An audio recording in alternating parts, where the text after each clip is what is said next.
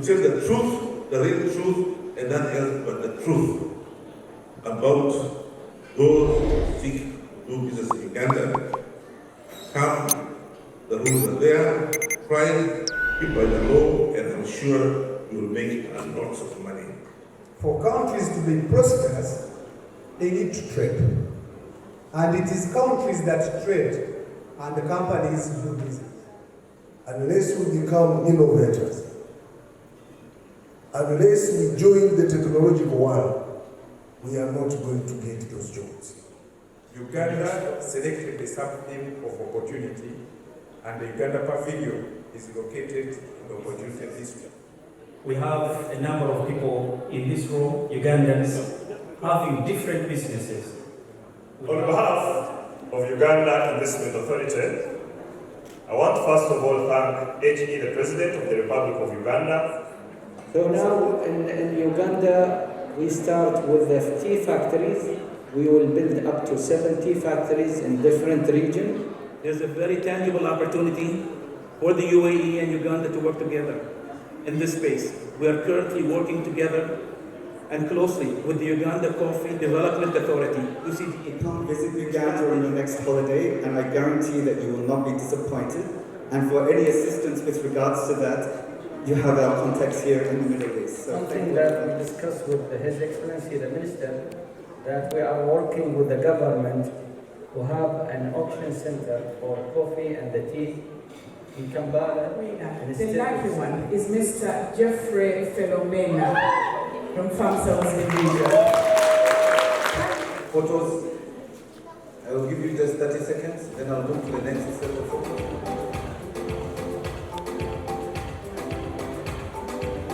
Alright, there you go. So I'll now ask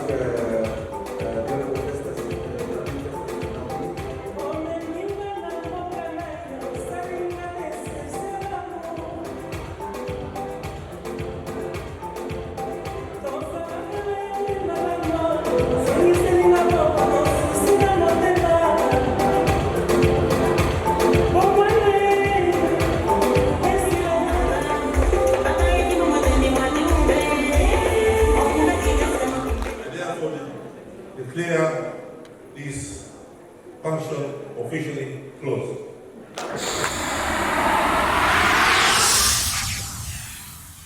Good afternoon, everyone. My name is Zamdan. Alright, so we are here to do a couple of things. One is to welcome you on behalf of the partners and the organizers. And as I say that, I'm talking about the mission, Uganda's mission here at the United Arab Emirates, Uganda Export Promotions Board, Uganda Investment Authority, and of course Uganda Tourism Board. We want to welcome you to what is going to be an exciting second trade, business and tourism forum here in Dubai. And we welcome you and thank you so much for joining us on this Saturday. Done? Yeah, thank you, Maurice. Ladies and gentlemen, like you've heard, this is the second tourism, trade and investment roadshow. That means that we had the first one, which maybe most of you did not attend, but we're glad that you're all here for the second one. This event marks, and we are celebrating our participation at the Expo 2020.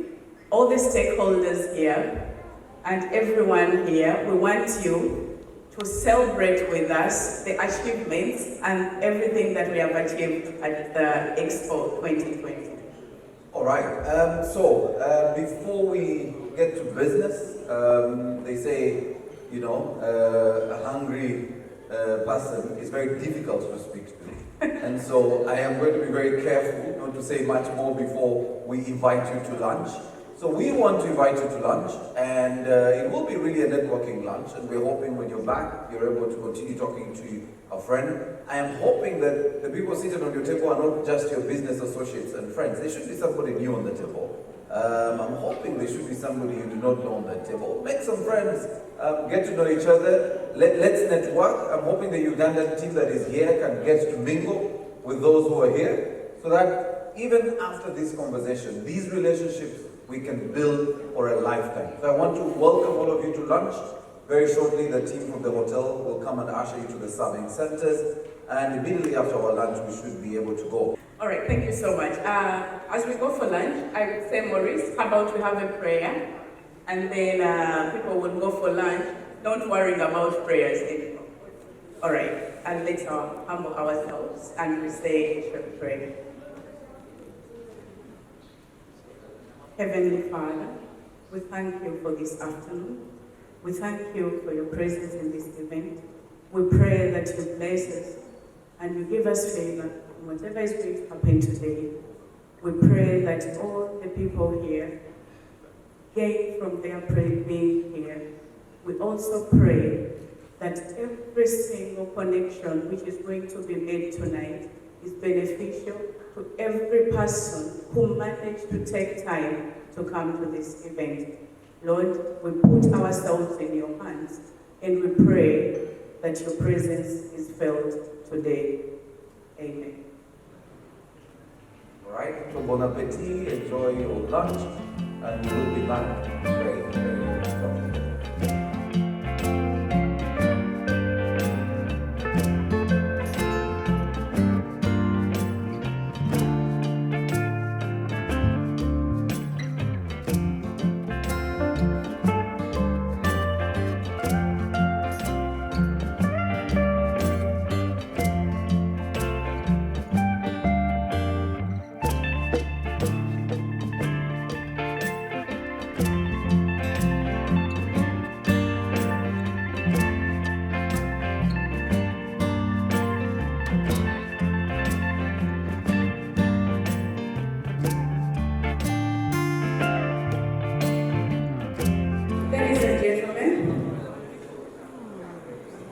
Ladies and gentlemen, I hope we enjoyed our lunch.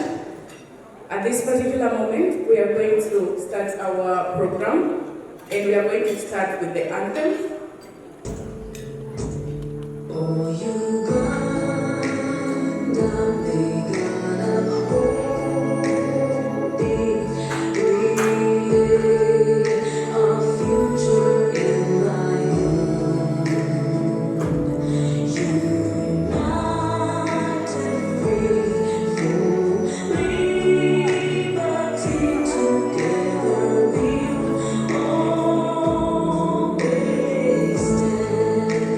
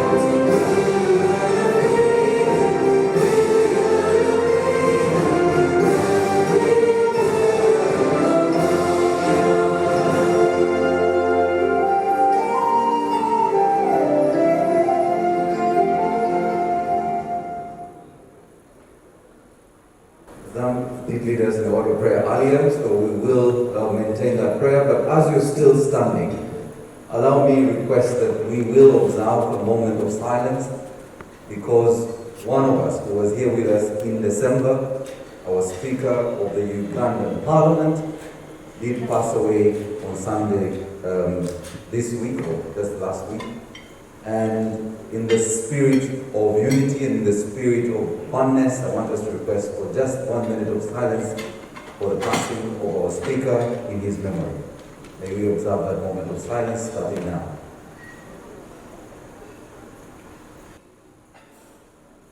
May his soul rest in peace. Do take your seats, ladies and gentlemen. My name is Maurice Mugisha, and I'm here with the beautiful Zama.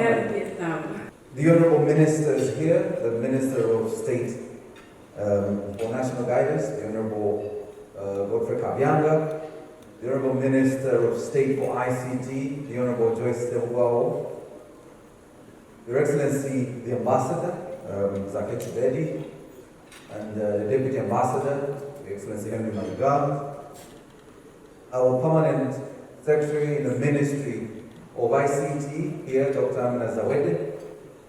I did expect the Permanent Secretary here from the Ministry of Trade, but I know we have colleagues from the Ministry of Trade, Industry and Cooperatives here. The heads of the different agencies, I know we have the Chair of the Uganda Investment Authority Board. We have our Commissioner General of the Uganda Expo Pavilion, but also the Executive Director of Uganda Expo Promotions Board, Dr. Eli Twineo. We have the CEO Uganda Tourism Board, Ms. Lili Adarova, the Executive Director of Uganda Coffee Development Authority, Emmanuel Yamolebien, and in a very special way, allow me, because this is a very important group, the Honorable Ministers, the Association of Ugandans in the UAE. Round of applause, ladies and gentlemen.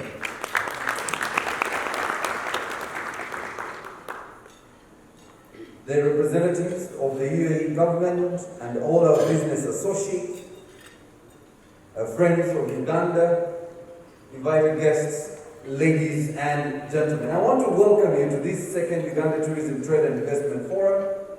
Zam, it looks like it was so far the first time we had our forum in December, but it's quite exciting that we are back here in Dubai, city in the sun, and we are excited to be part of what is going to be a permanent relationship for life. For some of us, this is going to be our #1 destination.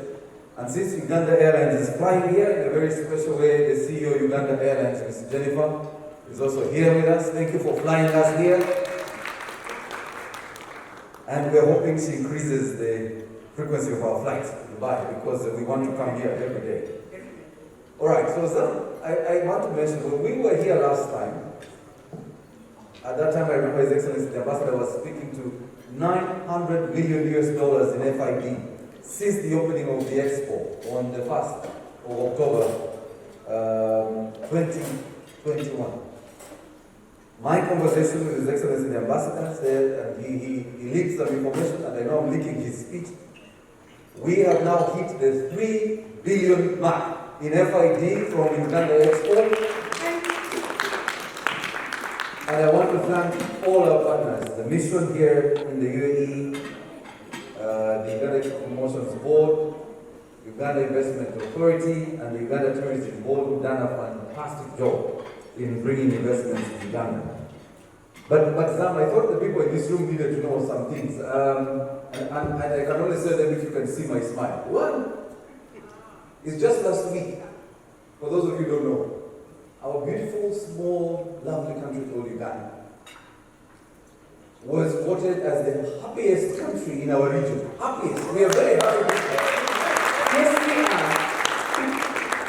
And I can tell you, the moment you land in Kampala, doesn't matter where you come from, whether through the borders or through Entebbe, you will meet the warmest people, I think, in the world. It doesn't matter who they are, the taxi driver, the guy helping you with your luggage, or even the butler at the hotel, it doesn't matter who it is. They are always smiling, and they're very happy people. And so I do not in any way disagree with the report. The World Happiness Index, please look it up. If you think I'm lying, go on Google, look up the Uganda Happy Index. the World Happiness Index and see where Uganda ranks. We are, imagine, right in the middle of all these very powerful countries, and we are the happiest nation. Landlocked, but we think we are not. We are land-linked, is what we say. So we want to welcome you to a country of mountain gorillas.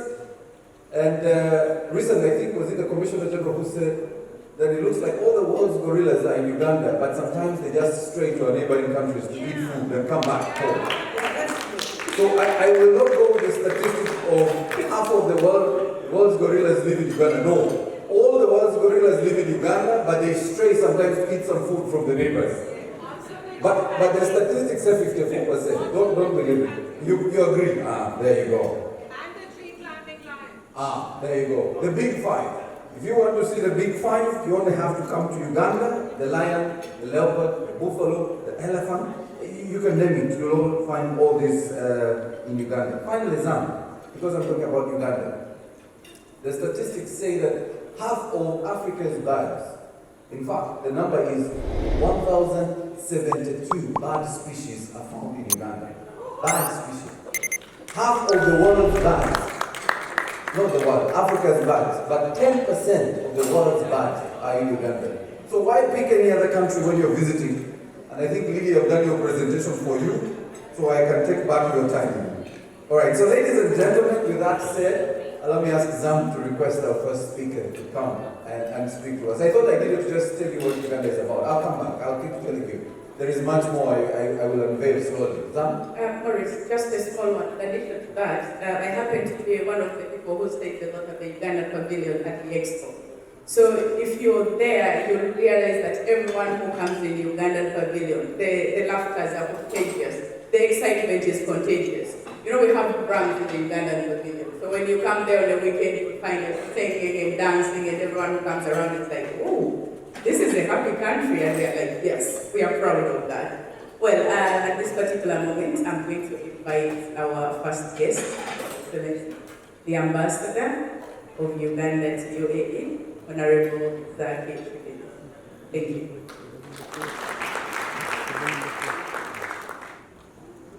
Thank you so much. The master and mistress of ceremony, our ministers, the Minister of State for ICT and the National Guidance, in charge of National Guidance, Honorable Godfrey Kapianga Baruku,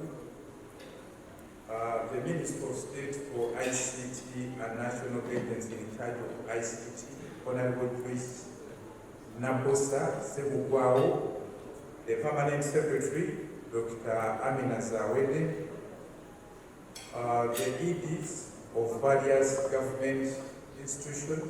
I've seen the ED of Uganda Tourism Board. I've seen the directors of Uganda Investment Authority. And your teams, I've seen the CEO of Uganda Airlines. Our colleagues from the embassy, Ambassador Henry Mayiga, Sam Mara, Daniel Wadada, and the entire team.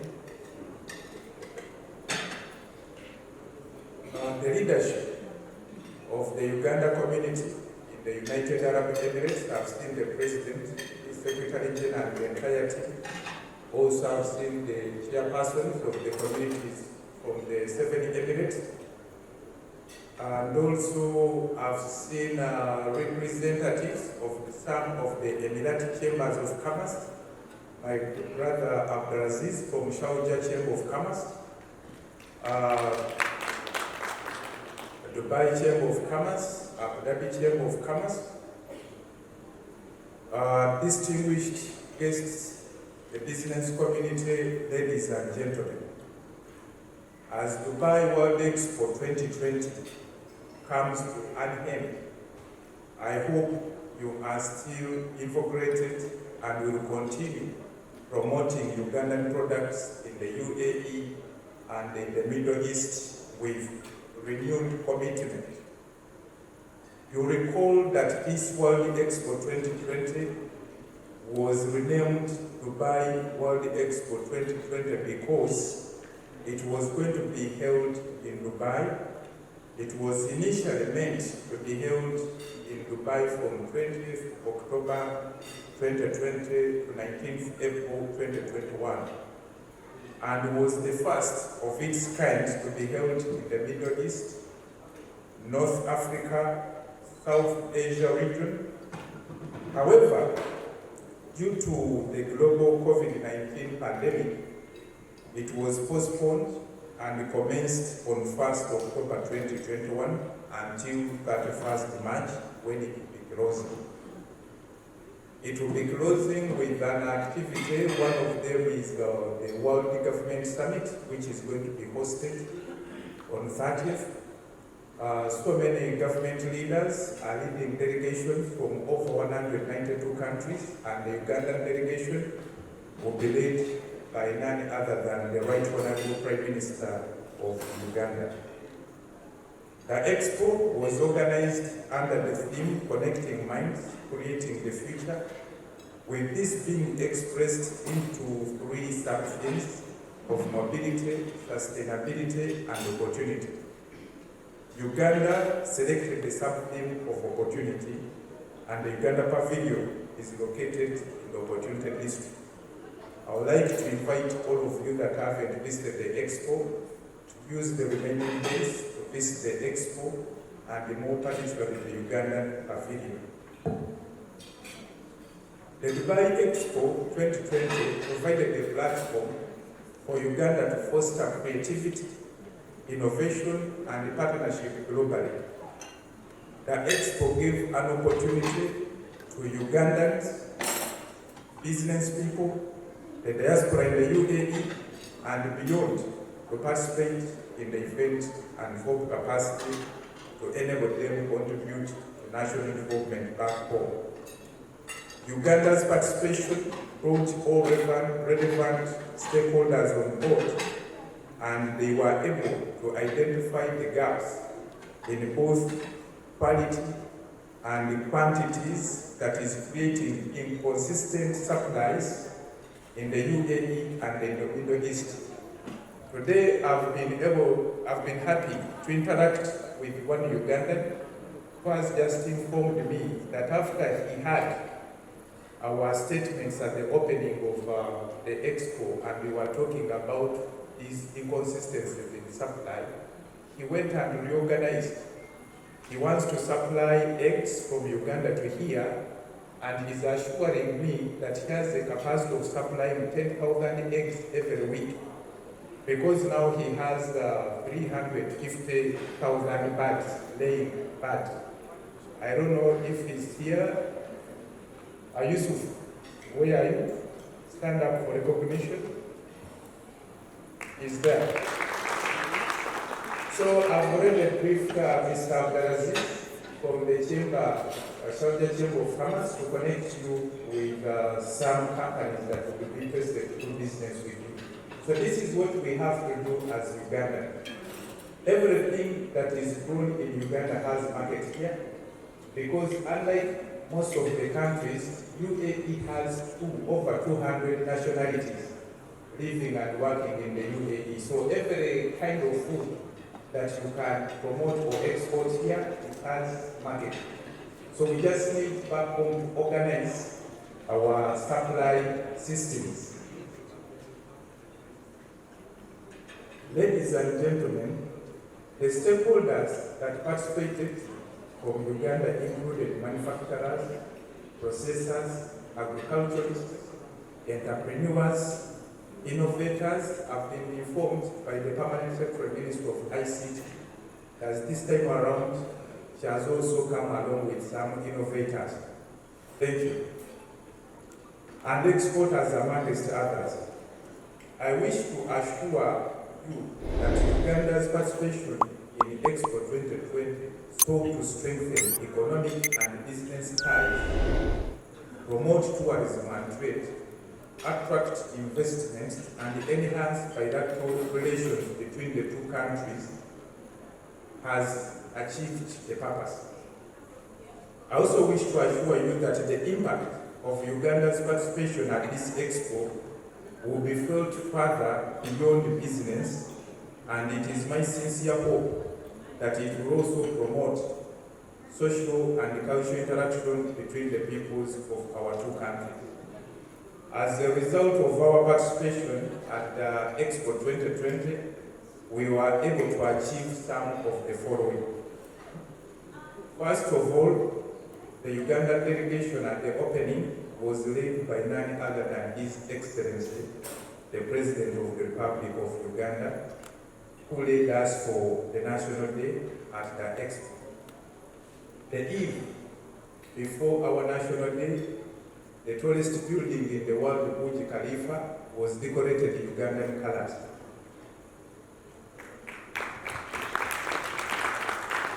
During the time of the 3-day stay of His Excellency the President, deals that were signed were worth $950 million US.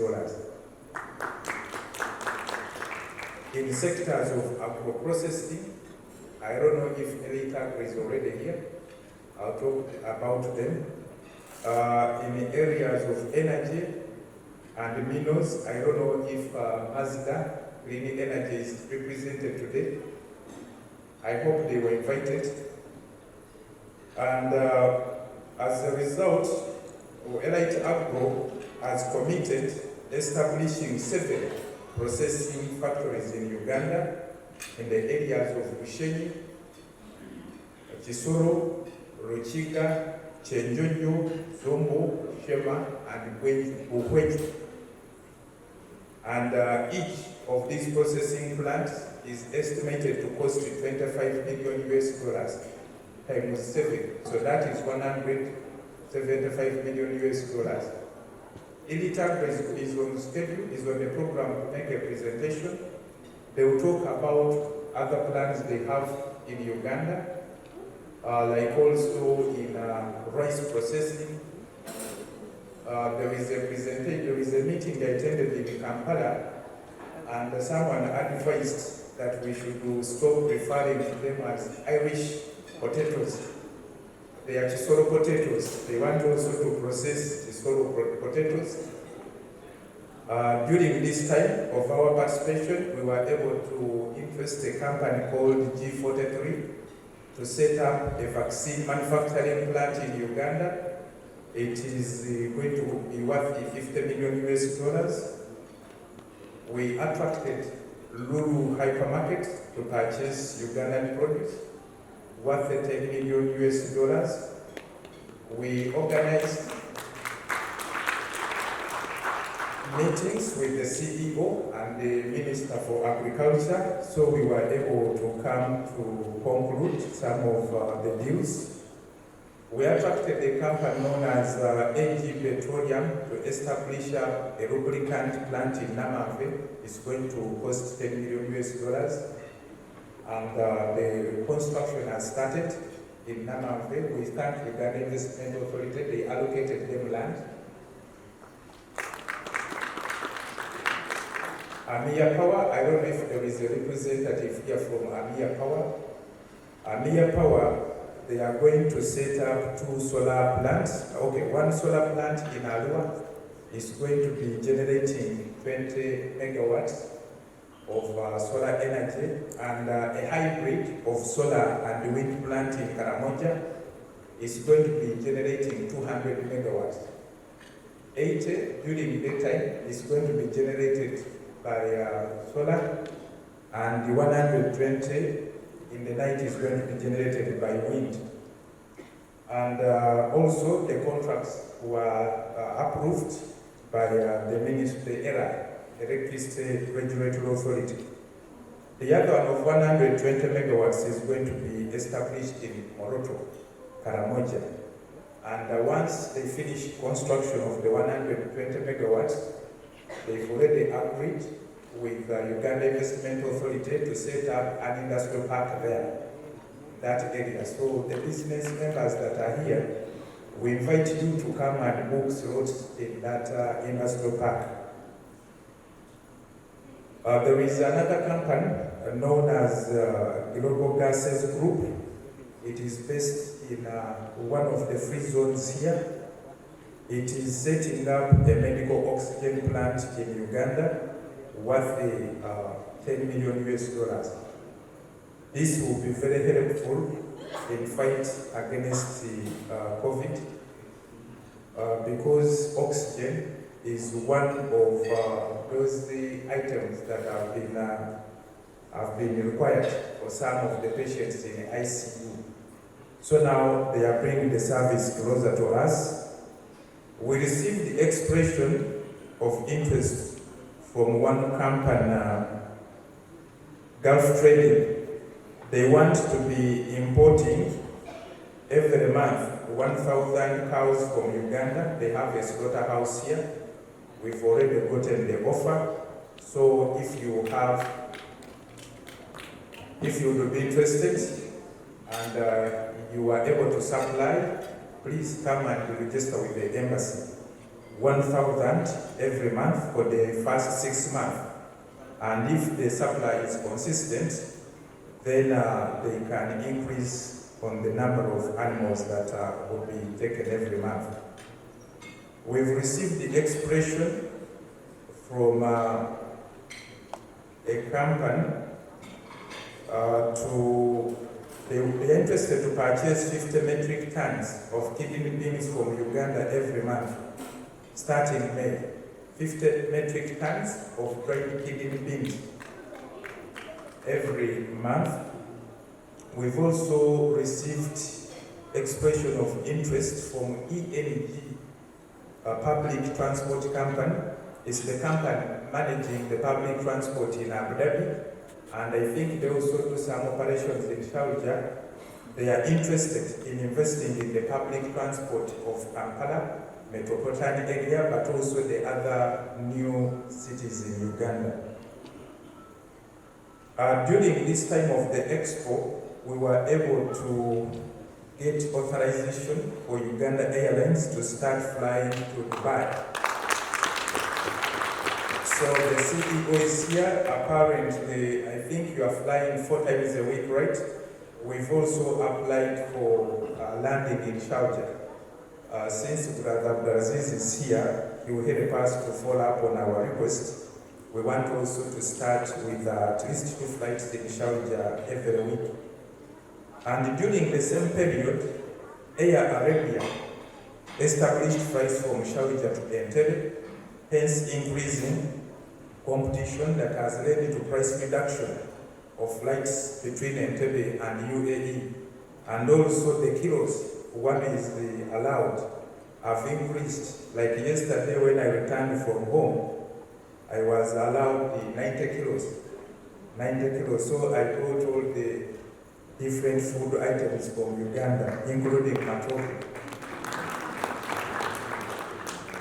Distinguished guests, permit me to take this opportunity to share with you some of the challenges faced during our participation at the Expo.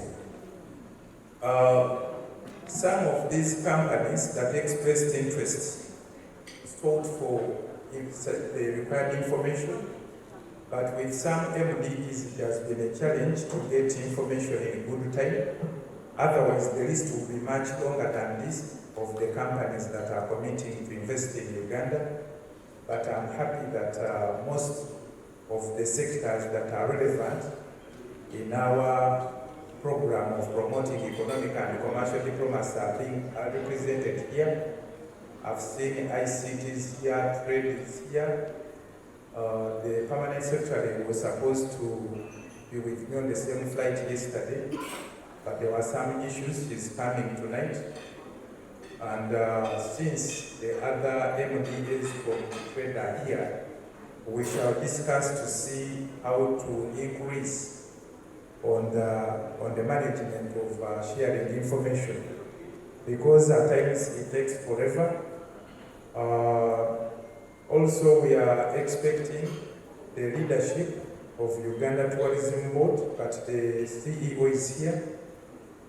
The other challenge has been availability of legal frameworks, but now the Ministry of Foreign Affairs, together with the Ministry of Foreign Affairs UAE, are working on finalizing some MOUs that will facilitate trade and investments between Uganda and the United Arab Emirates. And also the challenge from the private, on the side of the private sector from Uganda, most of them, they talk about business proposals. Like there is one company here called the Exim Finance. I don't know if Mr. Salah is here, the CEO.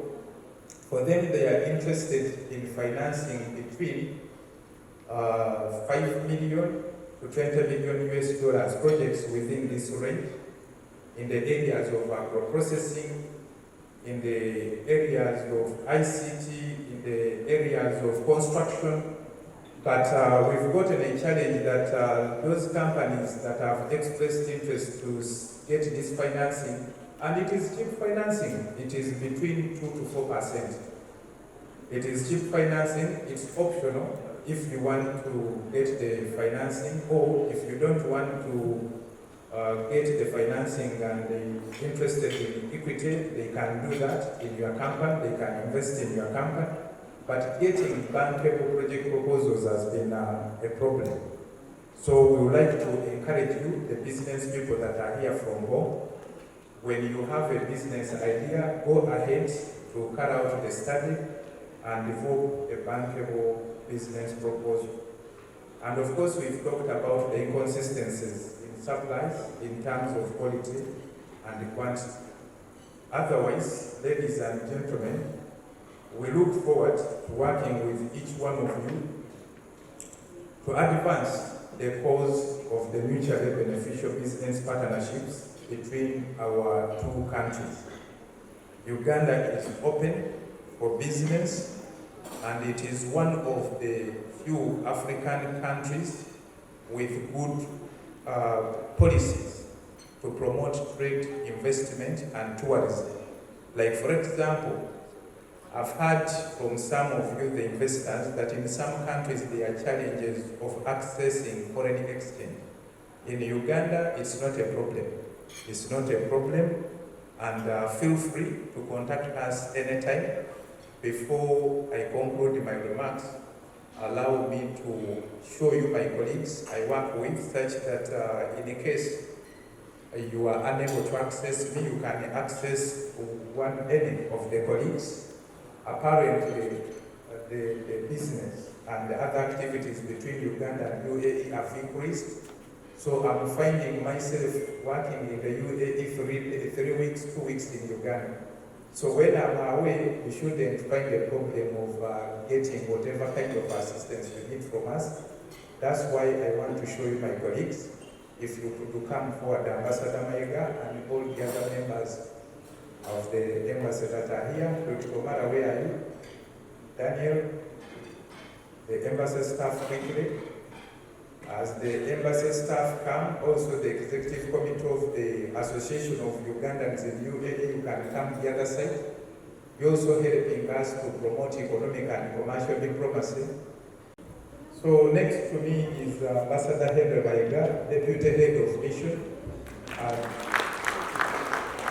at the Uganda Embassy in Abu Dhabi, but we've also opened up a liaison office in Dubai. It is in Jumeirah, and we've requested the government of UAE to authorize us upgrading it into a consulate. So very soon we shall have a Uganda consulate in Dubai. So he is Dr. Sam Omara, the head of economic and commercial diplomacy, but he has also been the Deputy Commissioner General of Uganda's Suspension and Export. So any other member from the embassy that is here? So colleagues, you can take your seat. So from the Uganda Association in the UAE, I want to start by introducing the President. The President, you can come and quickly introduce the other members one by one. The name, just the name and the position they hold. Thank you, sir. Thank you, our ambassador, and thank you for coming. I'll begin from the gentleman here, the General Secretary for the community, Mr. Chimera Yusuf is working hand in, hand out to send messages to people and organize everything.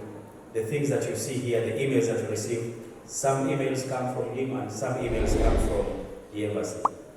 Thank you so much. The next gentleman is Cosmos Ahebwa. Is the speaker. When we sit, he's our speaker. So he's also organizing events. He's a very courageous man and working tirelessly to see that the community moves forward. Thank you. The lady next to him is, in our language we say Nabachala. Female issues. These girls are they are facing such problems. So she's handling everything surrounding ladies and even men, but mostly ladies. And she's called Nabiye Zam. She's a very hard-working lady. Most of you have seen her on the platforms, the different platforms. The next gentleman is our advisor. We've been here for a few years, but he has been here for years. He has never been under the government in Uganda because of most of his time he has been here. The government has stayed for 35 years, he has been here. So, he's Sheikh Abbas Nsobuga. He belongs to Mamba clan. Because of that, maybe I have to mention that he's a Mamba clan gentleman. So, he's very working. He's the ambassador for the Kingdom of Uganda here in UAE. Next to him is Bakasambe Omar. He's also our advisor. They are closely the same age here. They have been in UAE for so long. The notes that you see today, we are changing 50 note to another note. They have seen the note changes. So they have been here for so long. We thank you so much. And because of them, that's why we are here. Because if they were not disciplined, maybe we wouldn't have the chance to come here. But because they portrayed a very big, good picture, that's why even UAE opened hands for us to come and join UAE. Thank you so much for that presentation. Next gentleman is Ismail Sebugwao. I saw Mama Sebugwao around. Yes. So this is our Sebugwao here. He works in Khalij Times. He's a reporter, a writer. He's just waiting for clearance to go to write about Ukraine and Russia, but maybe soon he will go. He's a very hardworking man.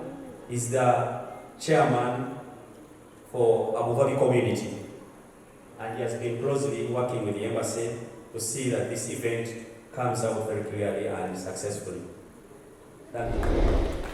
The next gentleman, I may use the same words I used to Sheikh Abbas, is Mr. Chikomeko Ismail. He's another man who has stayed here for so long. Actually, many people know him more than they know him in Uganda. Since I was born, I've only seen him once in Uganda, only once. So, but most of the times he's here. He's a very hardworking man. He's our advisor, because when you reach at such ages, you have to advise. So that's what he's doing, advising us, do this and do this. Don't use this road, use the straight road. So he's a very hardworking man, exemplary to the community, and most people have taken his path and they have successfully reached their destination. Thank you so much. Then, with issues concerning finance, money, how to keep our money, the next gentleman is the one concerned. If you're looking for me to give you money, you have to look for him. Because even if I tell you anything, but he has to release the money. So, Omar Nsobuga is our treasurer of the community.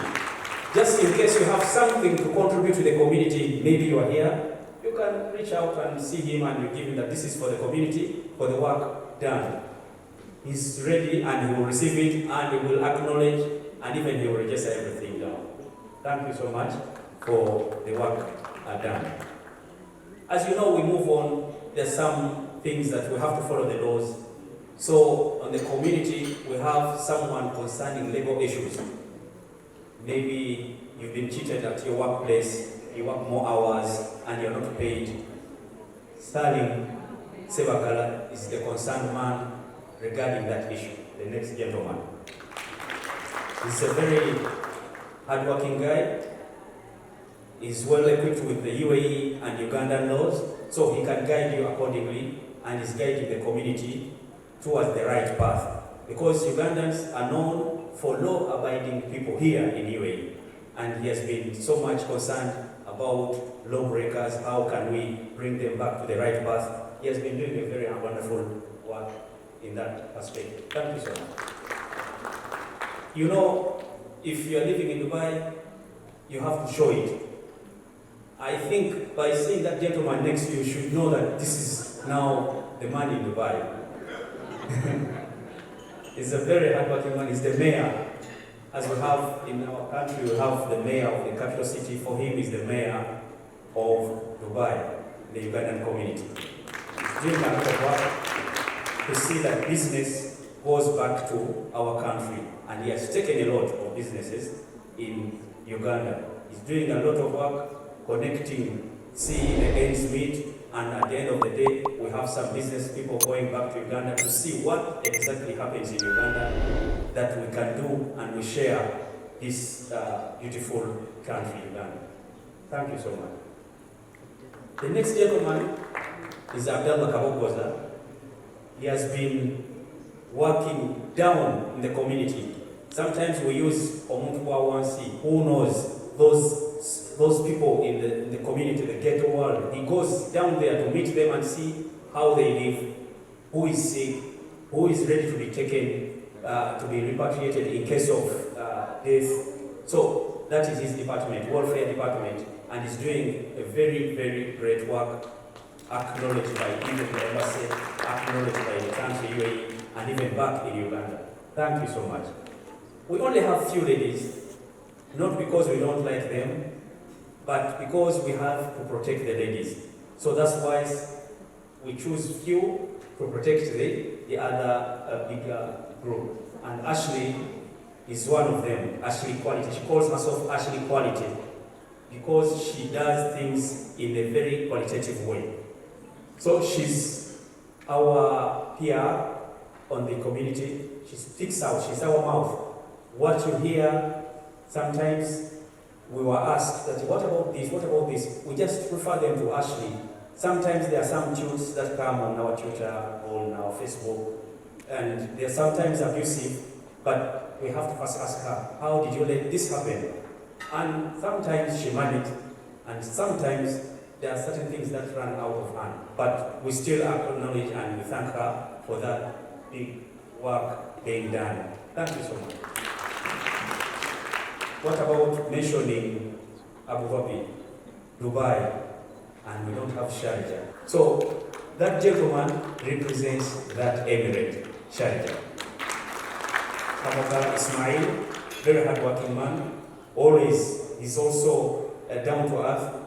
Omuntu Wawansi, he goes down to see those small details. How can we improve them?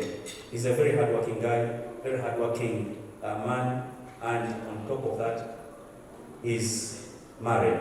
Thank you so much. He forgot to introduce himself. He's Nsubuga Ulibasi, the president of the Ugandan community in the UAE. In conclusion, I would like to say that if you are a business person and you are thinking of where to focus or to invest or do business in the next 5 years, think about doing business between Uganda and UAE. Why? I'll just use 3 examples from when I've been observing the growth of business between Uganda and UAE. It has been since 2018. 2018, the export from Uganda to UAE were worth $600 million US. as we conclude the expo, it has grown to over $3 billion US dollars. The investment have also grown from 150 million US dollars.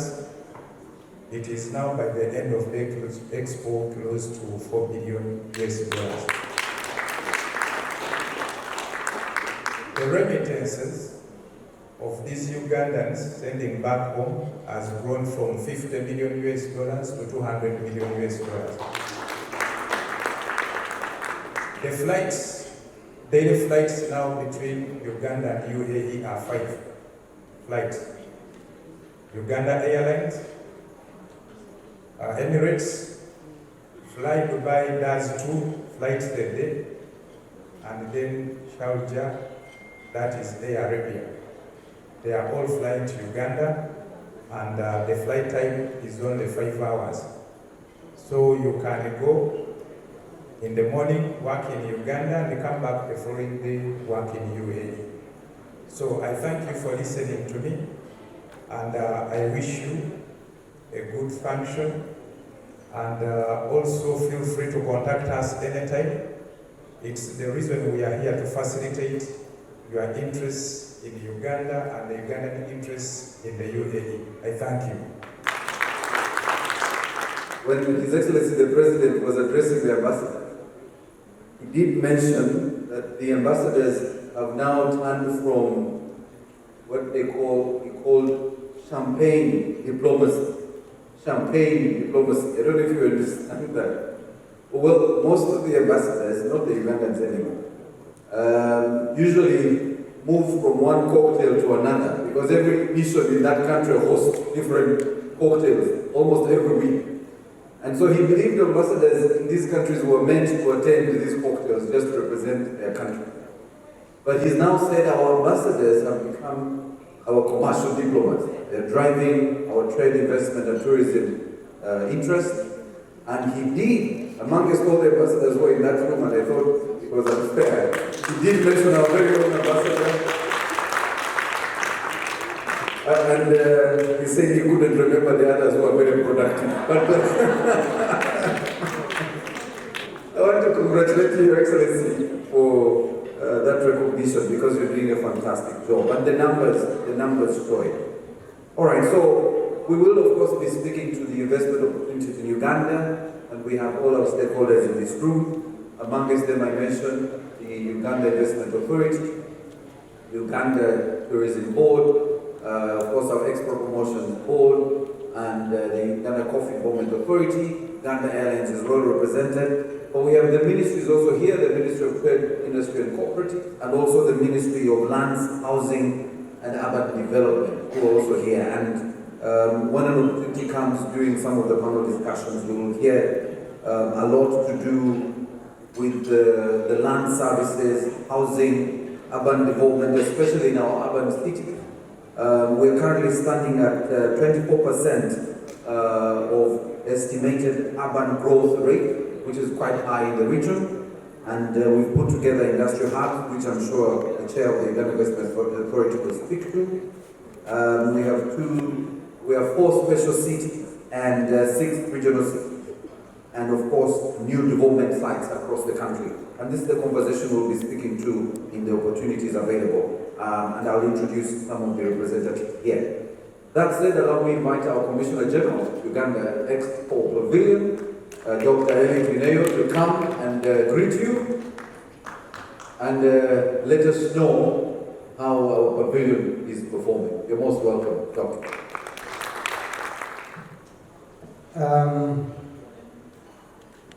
I have an apology to make, but Ambassador has already helped me with the protocol. You see, having been a teacher of economics, I'm very poor at protocol. But when it comes to figures, again, Ambassador has taken my figures. So maybe I'll take time to thank people. All protocol observed, ladies, distinguished ladies and gentlemen, welcome. We are in the last meeting of Uganda at the Expo. Ladies and gentlemen, I want to request you to clap for the ambassador and his embassy. And I want to thank you for clapping. Because when we began the expo, there were many doubting tones. When we began the expo, people who even didn't know what an expo is, mistaken it for a trade fair, people who didn't know how to design a pavilion for an expo, had become experts and were advising me and the ambassador.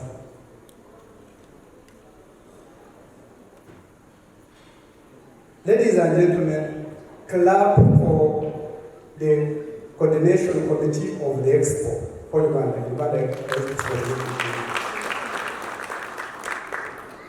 Ladies and gentlemen, clap for the expo, Uganda Expo management team.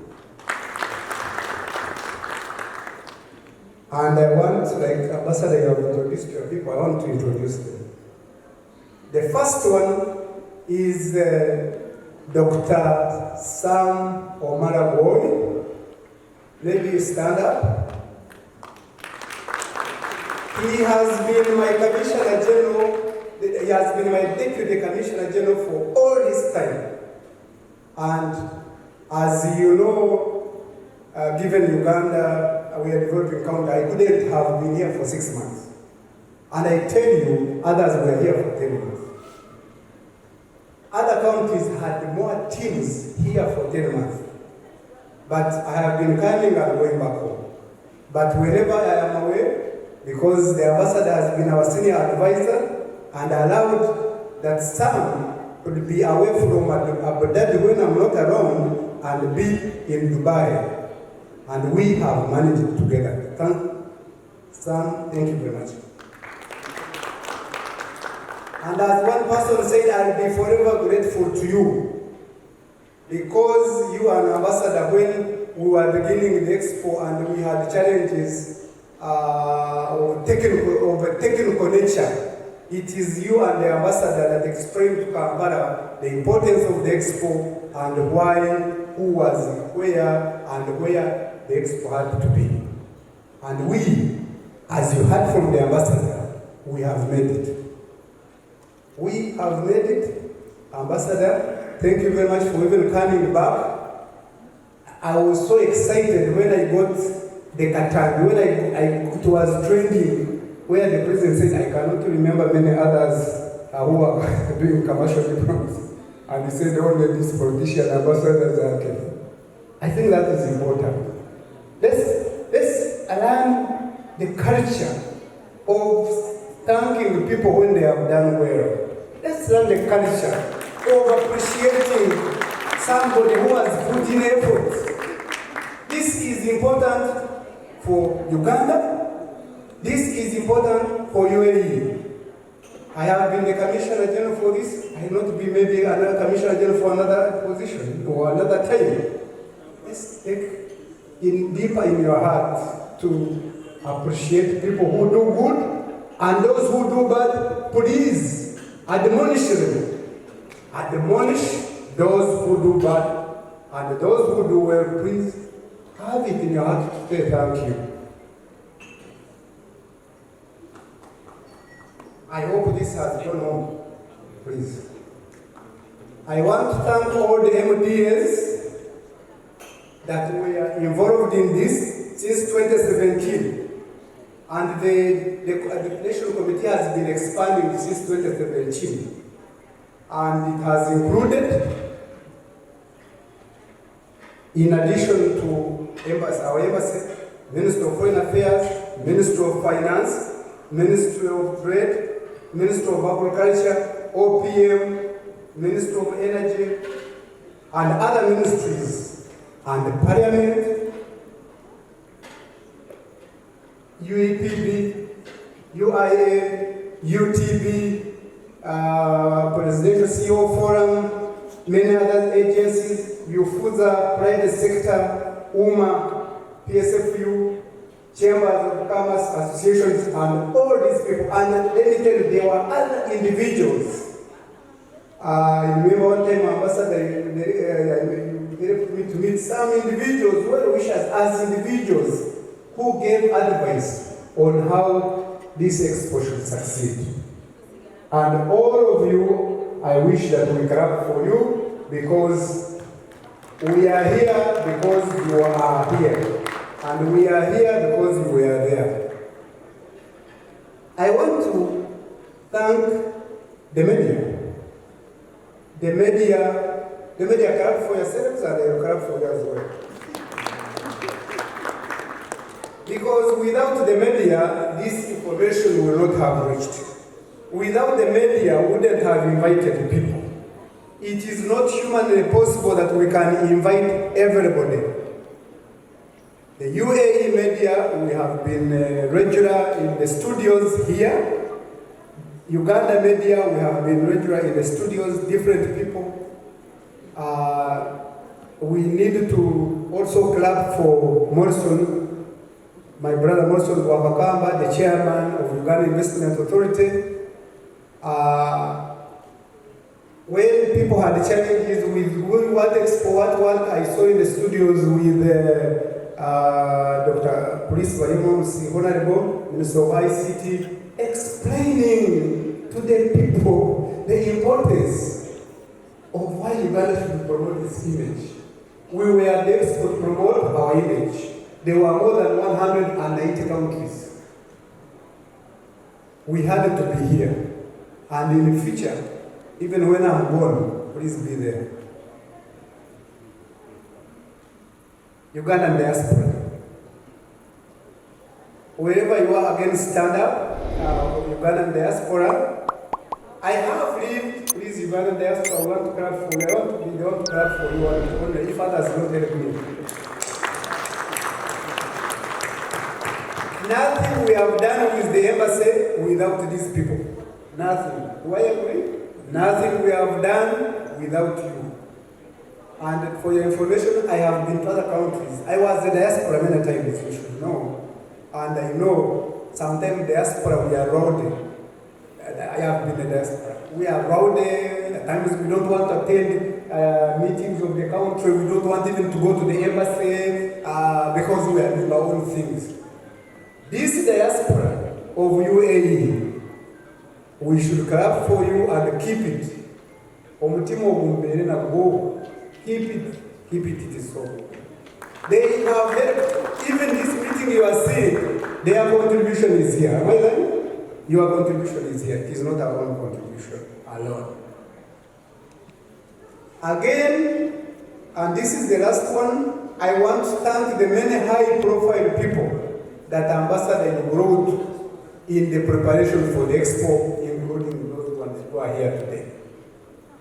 And this included, and not limited to, the late Right Honorable Alhaji Chiroda Chivejinja. This included the late Right Honorable Jacobo Olanya, the Speaker. This included Right Honorable Kadaga. This included Right Honorable former again Rugunda. This included many ministers, and members of parliament. Let me tell you,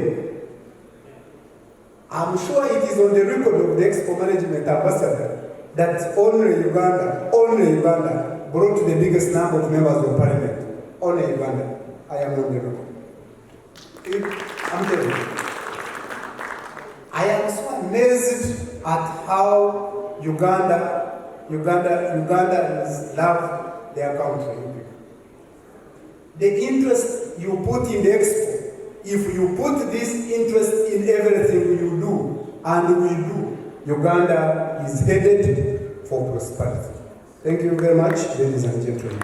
Thank you so much. At this particular moment, I'm going to take this opportunity to invite the President. Oh, we call you the President. There is no other President, yes. The President of the Association of Ugandans in the UAE, Mr. Abdubasti Nsobuga. please come and give us your welcome remarks. Thank you. Thank you so much. Sometimes when the big drums sound, it's not logical for the smallest drum to come and again make another sound. But I would like to thank you so much for coming to attend this function. We've been together for so long, ever since the convention started, and till this time, this is something that we have to thank ourselves. There are many people who cannot make up to this point, but if you made, then we have to thank God for that. I remember last year in October, on the same platform in a different place, we had the speaker, Mr. Honorable Jacob Olanya, who gave a wonderful speech, memorable speech by that time, and little did we know that it was his last speech. But to the diaspora, he mentioned a lot of things that we have to look at. Why you are here, why did you come, what have you done, and how do you do that, what are you planning to take back home. Those were his last words. And we try to inform people that if you came today, try to convey the same message to those who are left behind who did come. And just last week, we had a very terrible message that he has lost his life and soon he will be buried. But he was a very good gentleman. I have a friend of mine, Ambarish. Yes, can you just stand up for a little while? We had a photo, me, him, the Prime Minister, Honorable Chifejinda, plus the Speaker. So when he put up that photo, we were only two remaining. So he's asking me who's next.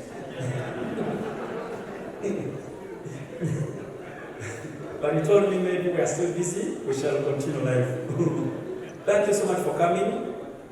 That is a matter of a message of sadness. But I want to thank the organizers, Expo Promotion Board, Mr. John Leray. You've done a lot to see that this end of Expo ends in this time. This is very, very good, and your connection with the community is highly appreciated. Thank you for that. I would like to thank the embassy for the work being done. The community, the extension that you have to the community is very appreciative. Whenever people go to the embassy to have some documents being signed, stamped, they find it easier than years before. That is really credit to the current embassy headed by Honorable Zake. Thank you so much. And my colleagues we work with, the work we do, we are not paid. We call it Nachewa. This is just like we have to do our work plus the community work. Sometimes we have to spend hours, night, to monitor our people in the area. Let's do this, and to see that at least we improve, we make UAE another home for the Ugandans. And the executive, the people I introduced here, have done a lot to see that at least Ugandans are happily here in UAE. And that is a credit goes to the executive for Ugandan community here. It's a young diaspora, and they are doing a lot. Young means that their number is still growing, and even their age is, they are between 24 to 40. That is the most dangerous age, where you have to always guide them to tell them this is the right path. You came here to do this and this. You always have to remind them. And they have been good listeners. That's why we can see the results outside here. Ever since we started the convention in October, the expo in October, till this day, a lot of things have been achieved. And Uganda is among the countries that have achieved a lot from this expo. A lot. Just a few days ago, we had one of the princes visiting our expo ground, Uganda ground, and she was very happy for that. She tasted our coffee and she said, the coffee is a bit bitter, but that makes coffee coffee. That's what she says. And she liked it so much. And she plans to go and visit Uganda. So, all that means that at least Uganda has been brought to the front page. Now we are no longer in the back page, in the backstage. And one thing I have to mention here is that in the Arab version we say, توجد في البحر ما لا يوجد في النهر. That you can find something in a lake that you cannot find in the big oceans. So Uganda might be a small lake, but you will find things that you will not find in Indian Ocean. So come and see what is in Uganda. Visit. On your way, you will see many things. Maybe you will reach a point and you have to stay there. Because Ugandans, when they welcome you, they may not let you go back. If you decide to go, maybe they marry you off with some few girls. Thank you for listening. I welcome you for this function. We shall stay here for so long, till night. Let us stay together. We shall enjoy, eat, drink, and even dance. Thank you so much. The team has continued to sell Uganda as an IT investment hub. We have a great work ethic. We have the presence of all the international trade missions, the lowest labor cost in the region. You may be aware we have a very young population that is highly skilled with some of the best universities in Africa. Our e-government infrastructure, the EGI, does of course give you transparent policies that you're able to use to be able to invest. Our public data and enhanced interdepartmental coordination is at the highest level. Our latent local market potential, when you speak to 70% of the Ugandan population being below the age of 20, you can imagine the potential in that market. And finally, the fastest growing population. So when you invest in our country, you're not just investing in Uganda, but then you invest in the bigger part of the region. We are now speaking to the DRC, that is joining the East African community. We are speaking to the bigger community that includes, of course, the Horn of Africa and the Sub-Saharan Africa, the greater part of Sub-Saharan Africa. And our rates are within your budget. And that's what the Ministry of ICT has been selling here during this investment week, or the innovation week here in Dubai. And we're calling Uganda the innovation powerhouse. And that tells who we are as a country in the ICT space. So that said, allow me to invite Your Excellency the Ambassador to come and invite our Minister to speak to us. You're very welcome. Thank you so much, Maurice. And since I'm not coming up, allow me to thank you and your corporation, UBC, together with MTV and the UNBS. You've been key in showing the Ugandans what is happening at the Expo. We thank you. We had you at the beginning and then we are having you at the end. You should make it a routine to continuously come every year and see the progress. I thank you. Also, allow me to recognize the presence of Mr. Matov Festa Freddy, Director, Uganda National Chamber of Commerce. What a coincidence. You are sitting with your colleague from the Sharjah Chamber of Commerce. So you should exchange contacts and see how to strengthen the relations between your Chamber of Commerce and Sharjah Chamber of Commerce. Today, our chief guest is none other than the Minister of State for ICT, National Guidance, in charge of guidance, Honorable Godfrey Kapianga. The sector you are leading is very critical for the transformation of our country, especially when we are talking about enhancing trade between Uganda and UAE. So it is my pleasure and honor to invite you to speak to the audience. Thank you. Good afternoon, ladies and gentlemen. Kalyanga Godfrey Baruku. I'm the Minister of State for National Guidance in the Ministry of Information, Communication Technology, and National Guidance. I think before I proceed, let me first introduce the team I came with from the Ministry of ICT and National Guidance. I came with Honorable Joyce Sewao. I think you can stand up and wave the people, who is the Minister of Communication Technology in the Ministry of ICT and National Guidance. I have our very vibrant Permanent Secretary, Dr. Amina Zawede. We have the team from ICT. I think you can all stand. Brandy and team, we have a big team from ICT. And Maurice Mugisa is also a member of ICT because he's a deputy MD of Uganda Broadcasting Corporation, which is an agency in the Ministry of ICT and National Guidance. We also came with 5 innovators, men and women. I think you can also stand up for recognition. Those are the 5 innovators we came with to represent Uganda. Let me start by thanking the man who has not yet been thanked, His Excellency President Yoweri Museveni, who has enabled us to participate in this expo. It was his passion, it was his commitment. He even came here personally at the beginning. Let us clap for him. It's my pleasure, therefore, to be joining you here today in person after 2 years of the global lockdown.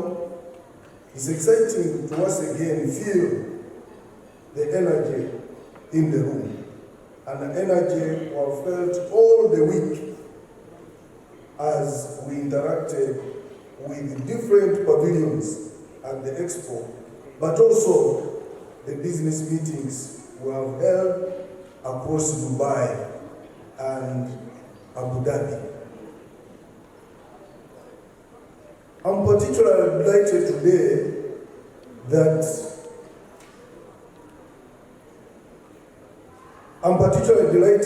today is a culmination of what has been quite an experience of our nation in participating in the 6-month expo.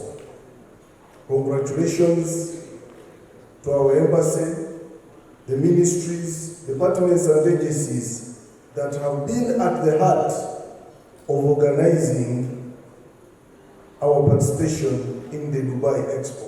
Congratulations, Ambassador Kibedi. It's not by mistake that the President recognized you. I think you have played your part. What will remain is for us Ugandans to go back and see that we put into practice and we follow up with all the contacts that were made in Dubai. You have played your part. The rest is for us Ugandans to also play our part. And I would like to promise you that we are going to do just that. The government of Uganda embarked on an initiative to develop the business process outsourcing and innovation sectors in Uganda as one of the key areas that government can exploit as a long-term solution to addressing issues of unemployment amongst the educated youth. You have heard what my brother Dr. Maurice has said. Our biggest population, 60%, are all young. And we are producing 30,000 young people per year in all our universities. But all of them need jobs. And they need good jobs. Jobs where you don't need dust. unless we become innovators, unless we join the technological world, we are not going to get those jobs. And that's why we have gone into development of BPOs, and then we are investing a lot of money in innovations. But obviously, we also needed to come and benchmark. In technology, there is no need of reinventing the wheel. The technology is already there. You just need to come and benchmark and go and customize when you go back home. And that's why we are here. And as a country, we are very grateful that the government, the kingdom of UAE allowed us and facilitated us to come and participate in this expo. That is to identify and support innovators and BPO practitioners and provide growth opportunities for them. Today in this room, we have representatives of the vast Ugandan innovator community. They have been participating in the Dubai Expo. We believe that they have experienced breakthrough technologies and learned about disruptive innovations, and we are confident they will bring these lessons back home. Ladies and gentlemen, assuring a thriving tech sector is critical to the future of the Ugandan economy. And you have seen the theme, Connecting Nations. I think the theme was to do about the future. And if we look at the NRM strategy, is steady progress. And without technology, there will not be steady progress. So it is critical to growth, critical to job creation, and critical to raising our nation's productivity. It is a top priority for the whole government, and we are determined that Uganda will be a science and technology superpower in Africa. And that's why we are bold in inviting the world to discover Africa's innovation power. We want to create an African innovation power, the way Dubai has created an Asian powerhouse. And I would like to assure you that we are going to achieve this. So let me now show you why we are going to achieve this. One, we have a young labor force, just as Maurice Mugisha told you, 60% of our youth are below the age of 24. We are producing around 30,000 graduates every year out of that young population. We are now a population of around 45 million people, and 29 million right now. We have hit the mark of internet subscription of 29 million people, 29 million out of the 46 million. And the government right now is trying to connect the whole country to internet. We are starting phase 5 of the national backbone infrastructure, and we want to connect all the 146 districts to the internet. And this one is just a must, because under the parish development model, which is a new strategy for government to get every Ugandan out of poverty, out of subsistence earning, to go into the money economy, we have designed a strategy which we are calling the last mile, and that was the parish development model. And this model, our pillar number 5, is digitization of the whole process, which implies within 2 years, every parish must be connected to the internet. So we are now have started working on the national backbone infrastructure and what we are calling the last mile, to have internet reach every person. And that one we must achieve in the next 2 years. So Uganda is ready for takeoff right now. And we are also trying hard as Ministry of ICT and National Guidance to ensure that internet becomes cheaper. At the moment, we are at the moment, our target right now is we want to reach 25 US dollar per 1 megabyte per second at the moment, but we think in the next 1 year, after we have put all the infrastructure in place, we want to reach $5. And we are determined to do this. We also think, just as experts have told us, the more people are hooked on the internet, the cheaper the rates will go. So we are struggling with that and want to achieve it in the next 1 year. With the growth in data usage and storage and the broader digital information of business and the public sector in Uganda, the Ministry of ICT set up the first Tier 3 data center and data recovery sites supporting the growth and the digitization of the Ugandan economy. During our stay here, we visited 2 data centers, a Tier 3 and a Tier 4 in Dubai and Abu Dhabi. We appreciate the depth of the facility they run. One of the data centers is where a global ICT firm, Microsoft, stores its data.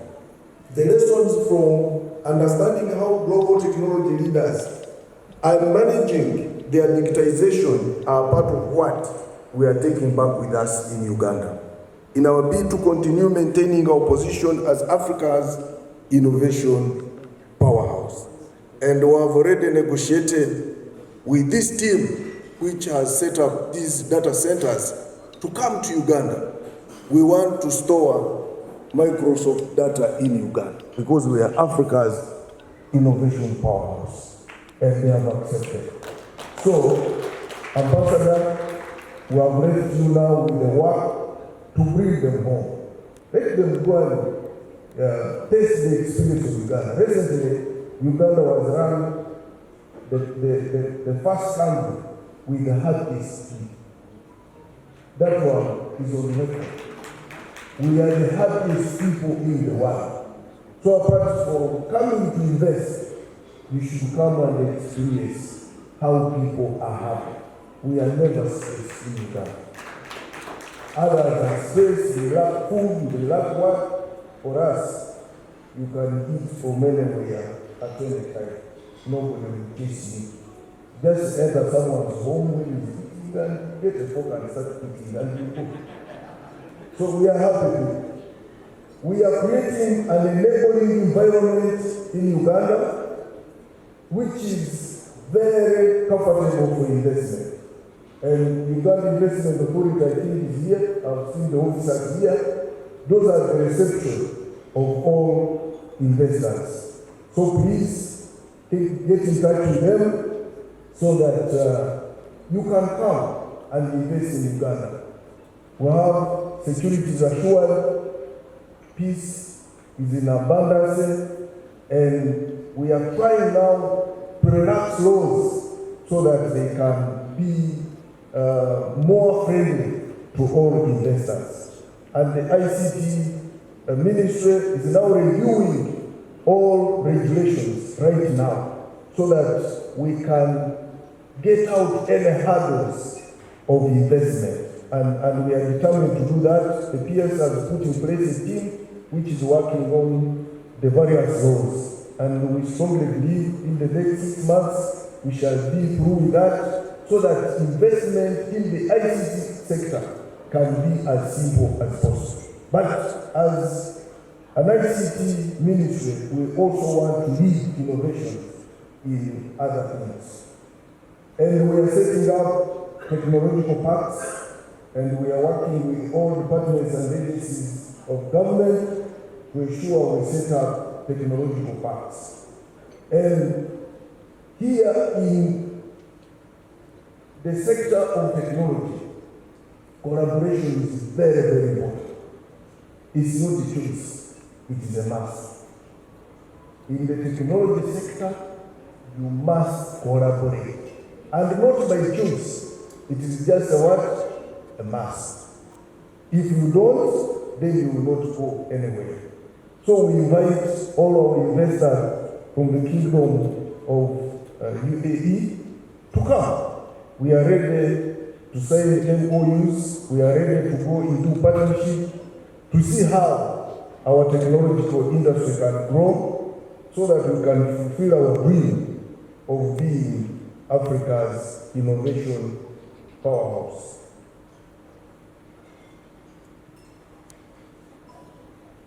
In order for us to do well as a nation, we must complete the innovation and economic cycle from the creation of new knowledge to utilization of the new knowledge. This means we must translate research into enterprise and to have enterprise demand for new solutions, thus creating a positive innovation cycle. The job at hand is not for government alone. It can only be successful if it is collaboration. You cannot leave government to do work alone.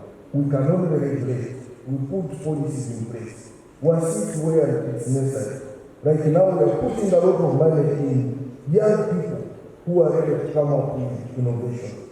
We have put up an innovation hub at our institute in Nakawa, but you can't leave us to do the work alone.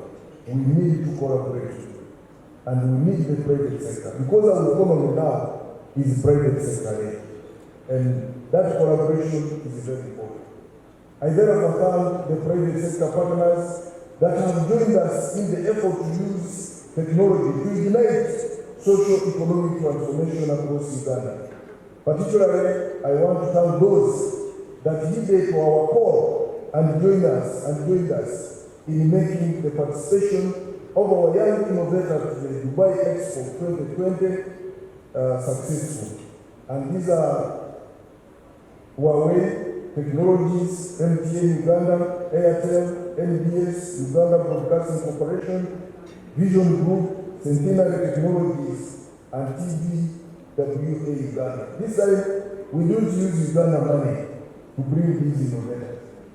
We ask for assistance from the private sector. And because now they have confidence in the ministry, the PS said that move, they gave us the money.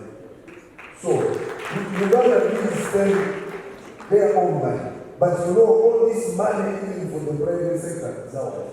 So they gave us part of our money. And these people came. The main theme of the expo is connecting minds, creating the future. That is the main theme. And our theme as NRM government in the next 5 years is securing the spirit of this theme is also seen in Uganda's efforts as we move ahead to use ICT as a pillar of the development of our economy. Uganda will continue to welcome global firms to work alongside Ugandans and advance the frontiers of innovation together. The Ministry of ICT and National Guidance will continue to work towards enabling market-oriented innovations, connecting the best of business talent and ideas from around the world. We have come we have seen, we have learned, we have connected, we have explored. We are going to act, and we are going to act soon, and we are also going to act right. If the Prime Minister was here, because they had told me that she would be here, I would have made my prayers. And probably my prayers would have been that Right Honorable Prime Minister, when you reach home, immediately, you as leader of government business, you should call for a meeting of all the ministries and all the sectors that have been here, so that we make a quick evaluation and we look at the quick gains immediately. And also, the next prayer will be that we start immediately preparing for the next expo in 2024. So that we go to it. The economist was here and he said, others were here 10 months. No, others were here 5 years ago. And I want Uganda to be in Japan tomorrow so that they start preparing immediately. Because I have moved around the exhibitions. I want in 2025 to put up that one like Saudi Arabia. The Saudi Arabia one. That's where I want to go. So to do that, I must start tomorrow. So that in 2025, I am ready. Let us not wait. No. Me, Mr. Commissioner General, I will be there for 5 years or 3 years to organize for the expo. Luckily now, I'm also promise. So, you have to be there to benchmark. Now I have seen so many things. So the next time we are at the expo, we should be there a different Uganda. If we are to achieve being Africa's innovation powerhouse. And we are behind you as Minister of ICT and National Readiness. We want to put up a spirited fight that we must start preparing tomorrow. And I am still going to make my prayers to the Prime Minister when I meet her, and I know the way she is, she's going to accept that, so that we don't do things in a hurry. But I hope we have all seen, and we should not just see, we should go and do things. Uganda is a nice country. Let us also, as a Minister of National Readiness, I appeal to all of you Uganda to love your country. Because I have visited exhibitions, I have seen how people love their country. Let us love our country, irrespective of whatever differences we have.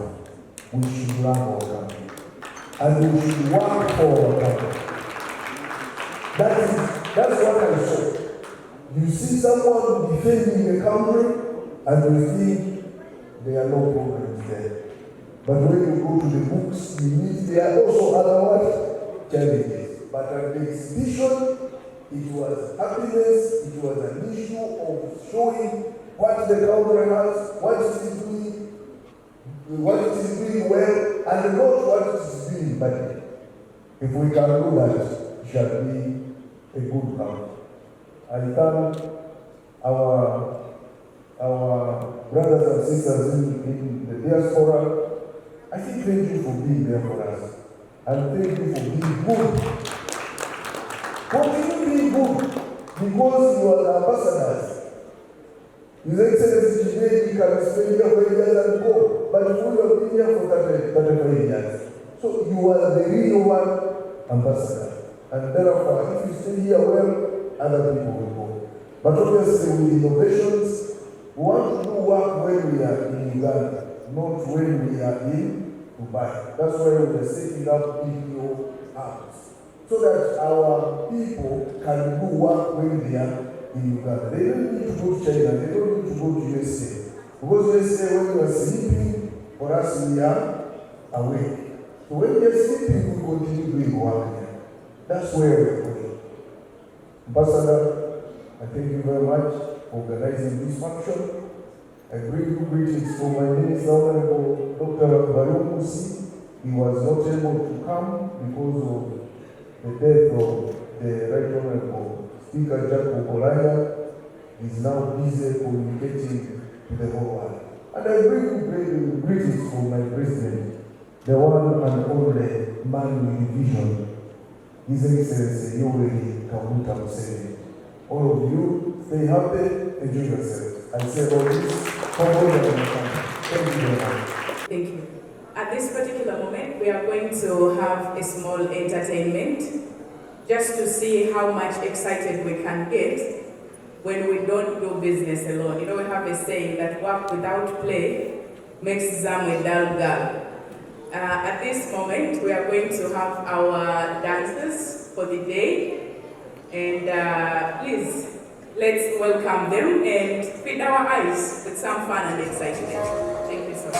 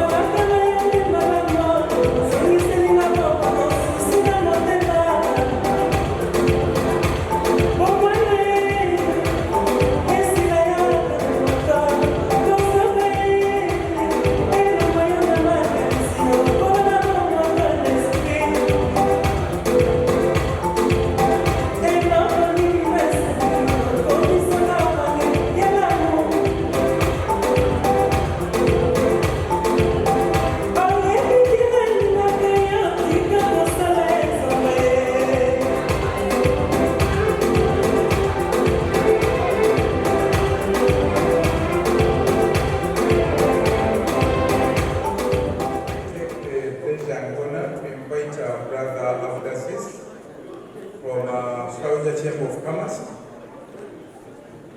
to address us. Thank you. Your Excellency, Ambassador Zahar, Honorable Ministers, distinguished guests, Assalamu alaikum wa rahmatullah. I'm really happy and honored to be with you this afternoon on the event of Uganda Expo Pavilion.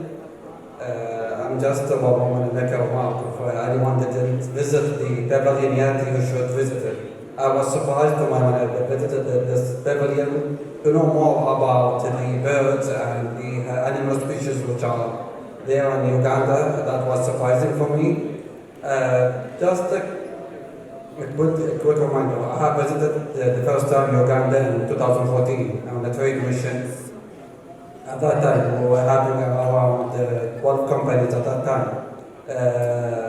The bilateral trade was no more than $70 million. Today, Ambassador Zad just remarked that it has reached almost $3 billion. Yes, there was a significant change in the bilateral trade between UAE and Uganda, where we can see that the Ugandan products have now entered the market.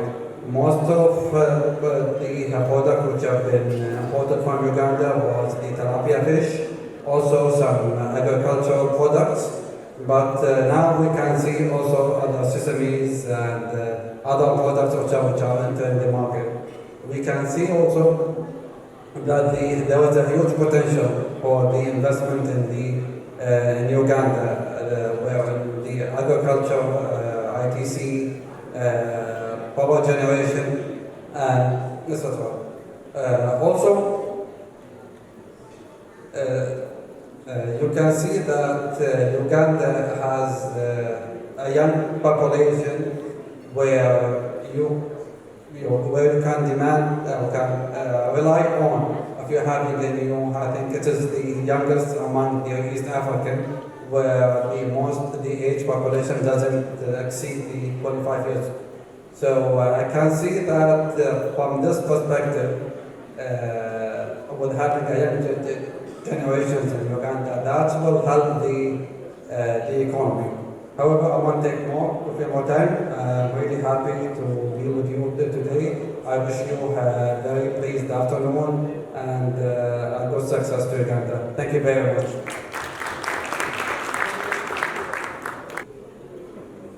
Right, so thank you very much.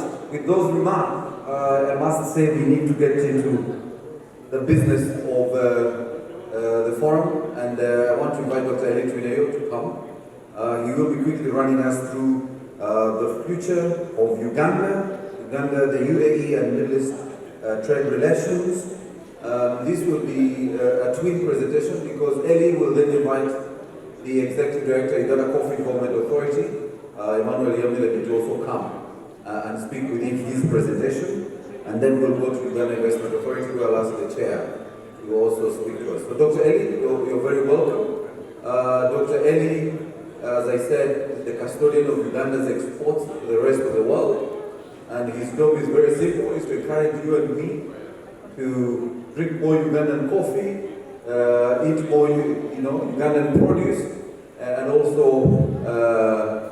be able to come and invest in Uganda so that you can export to the rest of the world through Uganda. Doctor, you're welcome. Again, all protocol observed, ladies and gentlemen. I am glad to be here and talk about the importance of the relationship, UAE, United Arab Emirates relationship with Uganda, which I hope I expect some slide. That's one slide mainly. No, they already know me. Next slide.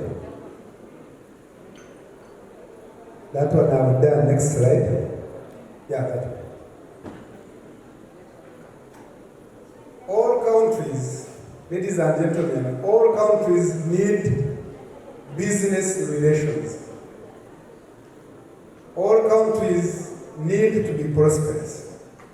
For countries to be prosperous, they need to trade.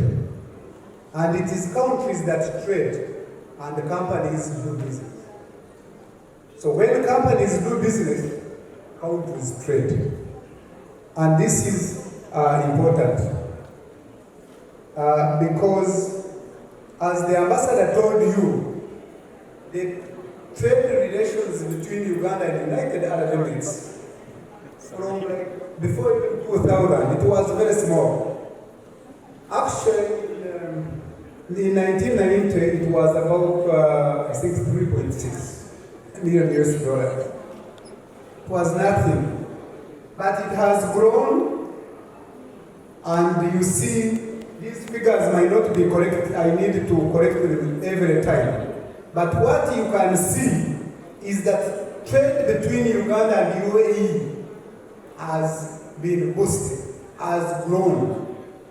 But this reflects the relationship between Uganda and United Arab Emirates. If you are not friends, you can't do business. I hope you know that. If you are not friends, you can't do business. We normally do business with friends. And this explains, as the ambassador told you, why we participated in the expo. Part of the reason is because of our bilateral relationship, our cooperation with the United Arab Emirates. Except the color, we are brothers and sisters. And that is important. May be coming from another mother, but we are brothers and sisters, and this is what we should pursue, we should trade, we should do business.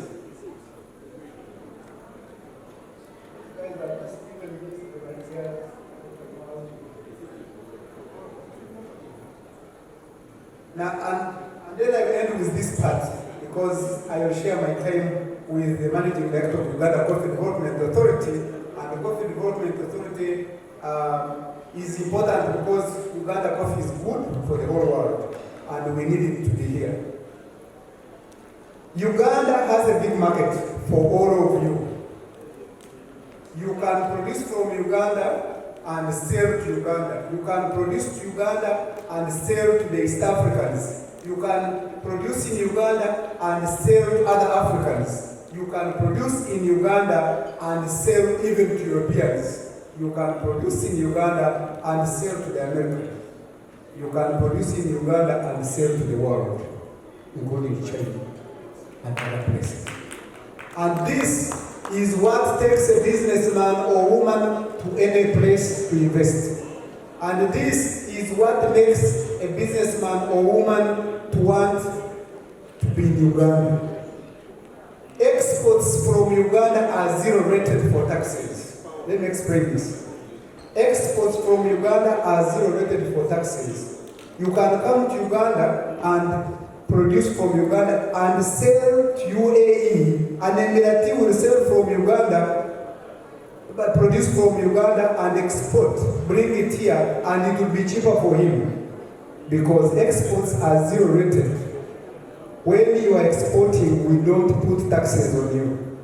And this is important. The other important aspect is if you will be producing from Uganda, it was around 80, it goes around 85%, and it is exported. Again, you even are exempted corporate taxes. So, I know, and I have been to many other countries and I've studied them. Taxes discourage trade, you know that. Taxes discourage investment. And I'm talking about exports. Uganda Investment Authority will tell you about even more benefits when you invest in Uganda and you sell to UAE and you sell to other places. And I don't want to talk about many things because what will other people say. But also you have the Export Promotion Board. You have an export promotion agency which helps you with export development and export promotion. And this is a government agency. As the ambassador told you and our minister Ebele told you, Uganda has got a good enabling environment. Uganda's government, Uganda's regime over the last 30 years or so encourages trade, encourages business. If anyone disturbs you, you can even complain to the president. And it is very rare in other countries, as you know. If anyone disturbs you, you can complain to the president of the Republic of Uganda. That's how good, that's how right it is for you to do business in Uganda. Ladies and gentlemen, they have told you many things, but I want also to talk about when you are going to export and import, transport connectivity. Uganda is now a hub of transport. Let me talk about air. You want to go to Europe, you have all European planes. You want to go to Asia, you have all the Asian planes. You want to go to Sharjah, you have Air Arabia. You want to go to Dubai, you have Emirates. What are you saying? With regard to land transport, we connect immediately to the Indian Ocean because we are members of the ESC. So from Uganda to Kenya, and then you are in the Indian Ocean, and you come to UAE, you go to other places. We have inland water transport, and it is developing every time, and you can come and develop with us. We are revamping our railway system, the meter gauge railway system, but also we are working on the standard gauge railway system. And we have improved roads. What our government has done, what this regime has done is working on roads. When I was growing, I didn't know that one time Uganda would be connected by road with all other countries. Let me tell you, ladies and gentlemen, and I want you to come to Uganda, invest in Uganda, trade with Uganda, trade from Uganda. We have seen, so it's important that even we are doing joint roads with our neighbors. Currently, we are even doing joint roads with DR Congo. We are doing joint roads. So again, you can be in Uganda and export your products to DR Congo, which is cross-border. You can be in Uganda, export your products to South Sudan, which is cross-border. You can be in Uganda, export your product to Kenya, which is cross-border. You can do so to Rwanda, you can do so to Burundi, you can do so to Tanzania, and also you can do it to other places. Ladies and gentlemen, I want to invite the MD, the Managing Director of Uganda Coffee Development Authority, to take the rest of my part. Thank you very much. I'm giving you a good story about the second most traded commodity in Uganda, other in the world, and one of it, an origin of Uganda. My presentation, I'll try to run through the slides. It will cover where Uganda is for some of you who may not know the production and export statistics, what makes Ugandan coffee stand out in the world, and the types of grades of coffee we have in Uganda, and also investment opportunities in Uganda coffee subsector. And I will end by concluding, but also inviting you to a cup of coffee behind so that you can taste the best of the taste. There are two commercial coffee varieties in the world, and fortunately both of them they exist in Uganda, Robusta coffee and Arabica coffee.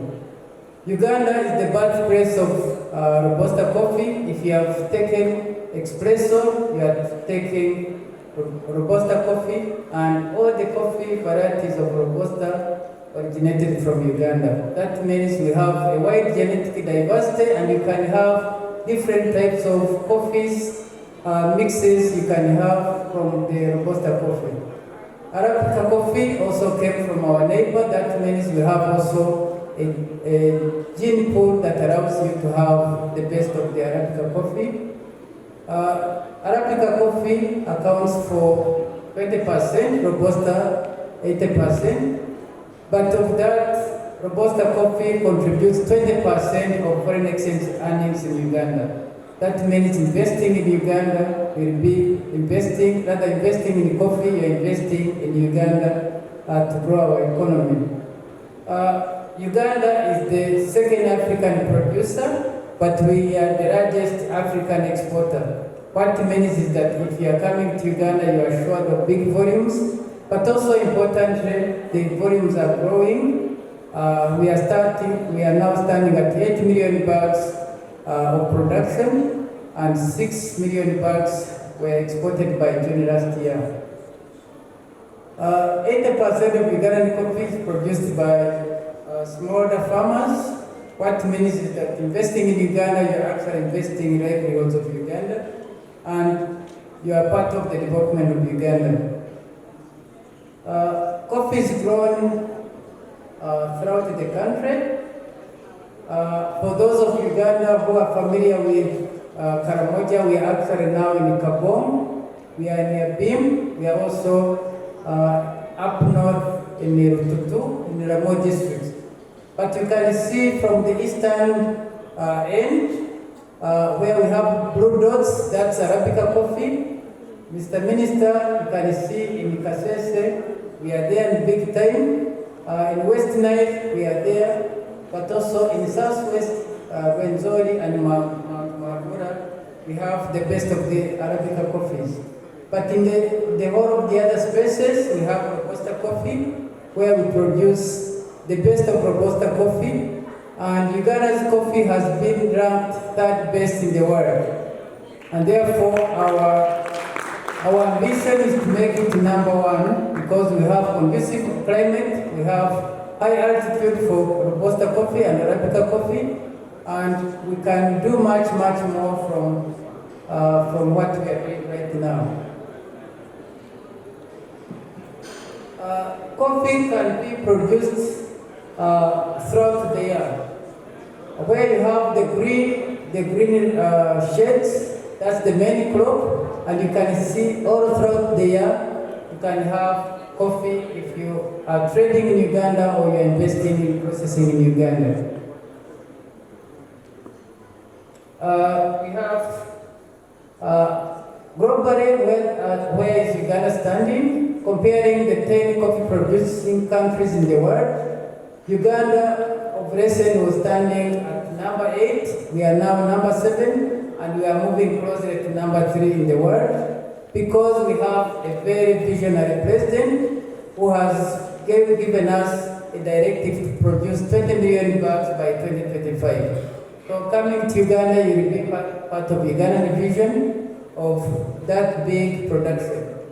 Fortunately, in the whole world, it's only Uganda where production is increasing. Other countries are maintaining the production, but Uganda's ambition is to produce the highest volume and the best quality.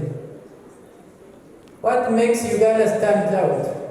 We have coffee in different areas, and all of them are linked to the high altitude that is best known in Uganda. In West Nile, we have Okoro coffee, and each of these coffees, we have experts who have profiled them. They are all very, very unique. The Okoro coffee is very characterized by strong body and medium acidity. The acidity is what every roaster, every taste of coffee is looking for.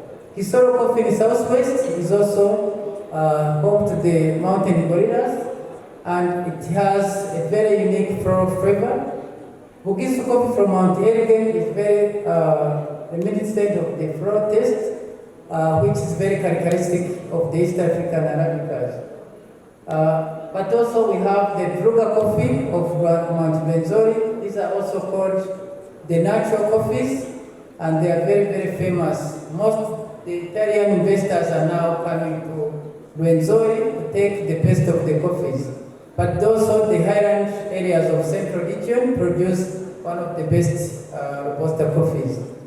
This is how we have characterized all our coffees. If you come to Uganda and you ask me you want Kamori coffee, the Ambassador Kibedi, I will tell you those are the characteristics of that, and we can give you farmers who are producing that coffee to the best. If you go to Kapchorwa, if you go to Kisoro, each of those coffees profiled there, and we have certified tappers. These are very highly qualified people, certified by Coffee Quality Institute of the United States. One of them, Mr. Rashid, is in the room. He's one of the best tappers we have in the world. Our coffee is graded to the highest level, and these are the different grades we have. They are quite competitive with the big producers in the world. And next week, we'll be in Boston, where we are going to be showing the best of coffee, but also in our pavilion, Ugandan pavilion, you'll find all these coffees.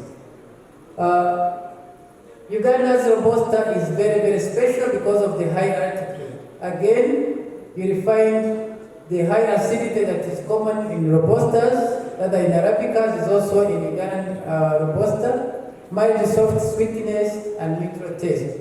But also, we don't use much fertilizer, so our coffee is actually organic. You can see throughout the season we have flowering of the coffees. And when you come to test our coffees, you'll find typically the caramel, chocolate, nutmeg, and herbal characteristics. But also our Arabica coffees, because of the mountains, where they are closely growing, they are very, very unique because of the high altitude, and therefore investing in Uganda and drinking Ugandan coffee, you'll be taking one of the best coffees in the world. We have many investment opportunities from production. You have Uganda Investment Authority, but also private landholders that you can have joint ventures with them. And we're inviting you. We have a coffee roadmap, a conducive environment for investments. You can be involved in processing. Uganda has so much of the Robusta coffees. Most of our coffees are being exported to India, Ecuador for Solo Coffee Plant. And you can use that opportunity to invest from Solo Coffee Plant in Uganda. But also packaging materials for all these, both green, processed and roasted coffees can be, it's an investment opportunity. Washing stations, especially for Arabicas, and machinery for secondary and prep and wet processing, including roasting. If you are in Uganda, if you invest in Uganda, you have one of the best systems because our systems are largely electronic. We work with the Uganda electronic single window of Uganda Revenue Authority, where you need to send just information from your office. We have one of the best quality controllers in the world who will come very quickly to inspect your coffee and issue a permit. Even if we don't give paper certification, you can drive up to Mombasa. The coffee quality certificate will find you on the way. Again, this is a demonstration how you can, our coffee quality certificate looks like. You can see how we are connected to the electronic single window. But also we have a very robust and straightforward system. If you want to register as an export business, all you need to do is to have your company incorporated in Uganda or partnership with an exporter in Uganda. You need to have an export grading facility and you can register with another company which is there. We need a performance bond to ensure that there is an insurance on the export just in case you were to default with any other buyer. And then we give you an export license at only $400 per year.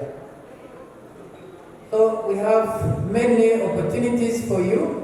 We have put a flyer that provides all the information. You will find also there the export companies which are registered with us. I will be providing you also with information on our website, but also a direct line to our office, just in case you want to make a choice of any of the companies. The ones I've provided there are 84. You can choose any of them. We'll be providing you as an interlink between the private sector, private coffee exporters and yourselves. And as Uganda, we'll be providing you all the support there is to get the best of the coffees in the world. Thank you.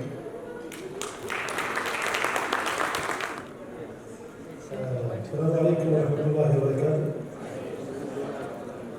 I am not prepared myself to say something, but just for a few words, because it's an important day, and especially day from government of Uganda. I want to say just thank you so much for inviting me and to be part of this special event. I am here just to know and to support how we can support each other from this opportunity for Uganda. And I congratulate also for government for Uganda. He's doing a great job. I think it's really a huge market. This time is from market from Africa. Just congratulate and thank you so much. Allow me now invite the chair of the Uganda Investment Authority, my namesake, Morrison Wakakamba, to come and sell Destination Uganda for investment. You're most welcome, Morrison. Thank you very much, Maurice Manisha. The representative of the UAE, the Honorable Minister of ICT and National Guidance, His Excellency, the Ambassador of UAE, Ambassador Extraordinary Ibedi, you have been fantastic. And thank you so much. And also your team, the members of the diplomatic corps that are represented here. the representatives of ministries, departments, and agencies, other government officials, the President of the UAE community, Ugandan UAE community, Mr. President and your team, ladies and gentlemen, good afternoon. Good afternoon. On behalf of Uganda Investment Authority, I want to first of all thank HE, the President of the Republic of Uganda, supported by again the able team led by the Ambassador of Uganda to the UAE, and the private sector for successfully participating in the Expo 2020 Dubai. This Expo signifies Uganda's commitment, private sector development, and indicates the renewed focus to further increase the promotion of Uganda's investment opportunities. During the Expo, the Uganda Investment Authority and the government of Uganda, again represented by our embassy here, concluded investments worth United States dollars $2 billion. $2 billion. Our plug and play bankable projects with clear return on investment calculations are available with our teams here and are also available on our website. These investments have targeted the following areas. I will repeat for emphasis. Agriculture sector, especially agro-processing. Mining, especially gold and other minerals. Renewable energy, pharmaceuticals, and industrial parks development. Our valued investors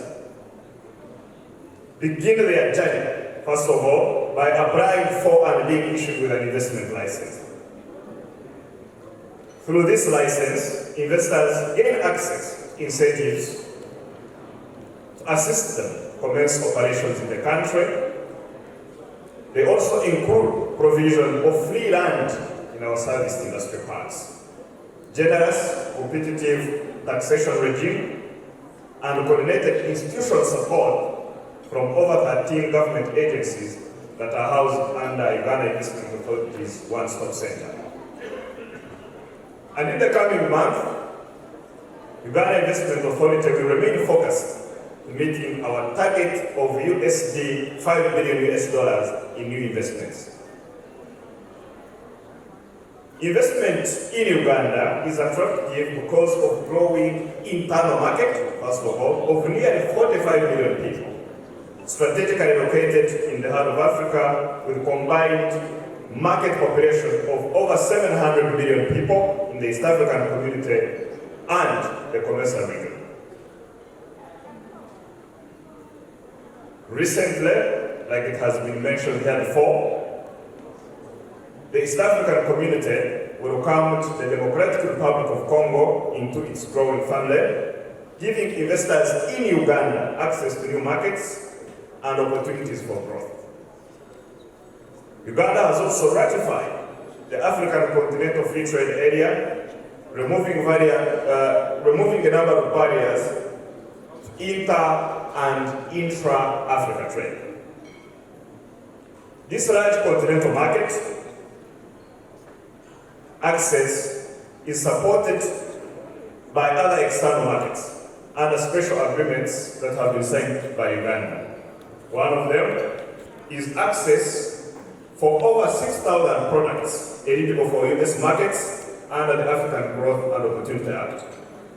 And the quota-free and tax-free access all products to the European Union under the EBA regime. The EBA is everything else but arms.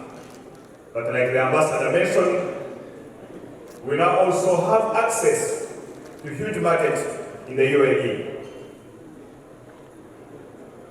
I would also like to report that Uganda recently signed an over $10 billion United States dollars worth of investment for commercializing oil and gas further cementing Uganda's reputation as one of the most attractive investment destinations in the world. So ladies and gentlemen, Uganda is the right place and the right time to invest.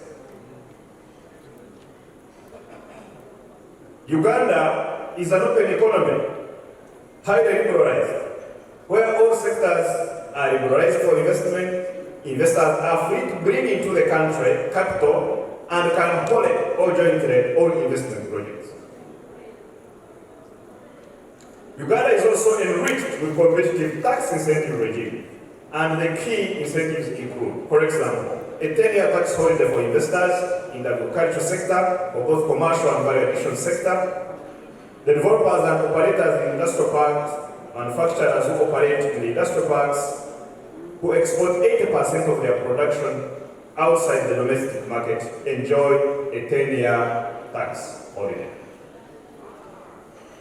We also have import duty exemptions on plant and machinery. If you are bringing in all this technology, plant and machinery, bringing it into Uganda, the revenue authority will say, for this you enter free of charge. Because you are bringing machinery to accentuate production in the country. We also give free land to investors in our industrial parks. And we now have developed an investment land bank of over 12 square miles across the country. On the neighbor with South Sudan, on the neighbor with the DRC, on the east with Kenya, we have expansive lands that we are servicing and we can give it free of charge to the investors. Safer, quickly. We have got 100% allowable expenditure on training. This is a deduction. If you train Ugandans in your factories, all the money that you invest in that training, it is deductible when you file your tax returns. Very, very important. We also have 100% allowable expenditure in research and development.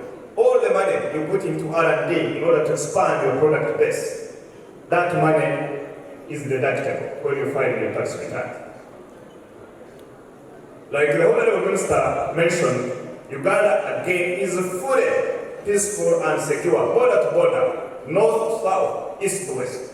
So the umbrella of peace will allow your investment flight.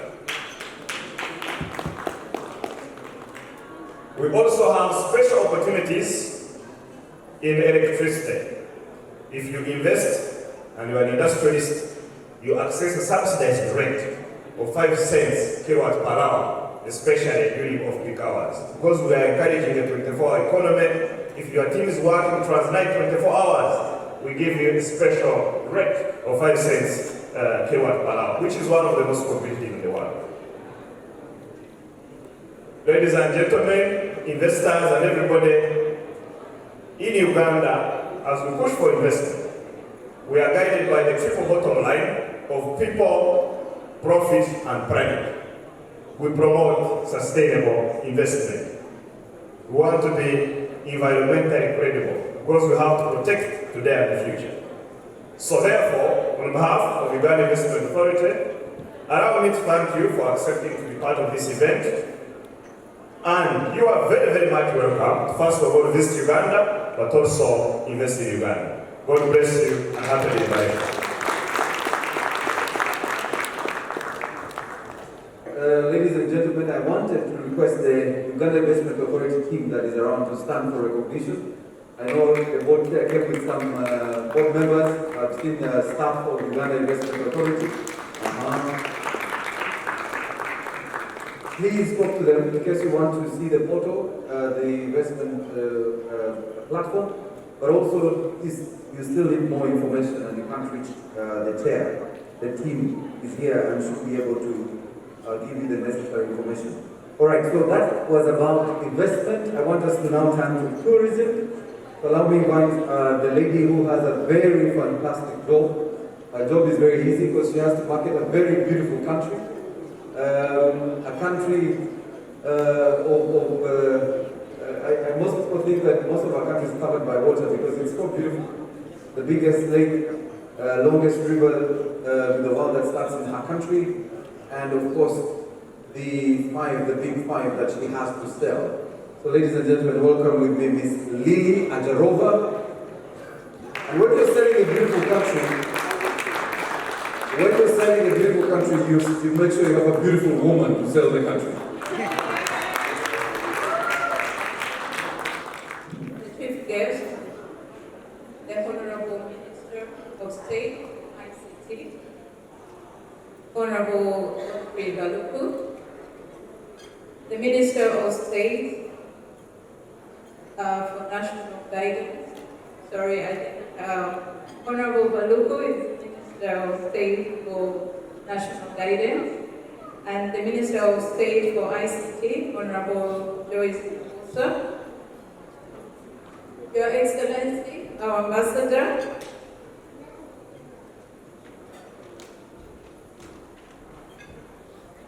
the officials from UAE, the Permanent Secretary, Ministry of ICT, the honorable members of Parliament with us here, heads of agencies, the investors here with us, and the potential investors, the captains of businesses, the executives of the Ugandan community in UAE. I bring you all warm greetings from Uganda. Ladies and gentlemen, I would like to take this opportunity to also extend my appreciation to our ambassador and the team at our embassy, the Ministry of Trade and Cooperatives, and everyone who has been part of organizing and participation in the Expo 2020 in Dubai. Honorable Ministers, I, at this point, would like very briefly, before I take you through my presentation, to introduce the team that has come with us from Uganda Tourism Board and the related institutions. We do have with us the honorable members of Parliament who oversee the tourism sector. Honorable members of Parliament, could I please ask you to step on the stage so that the audience can see you? They are well branded with Explore Uganda, the Pearl of Africa.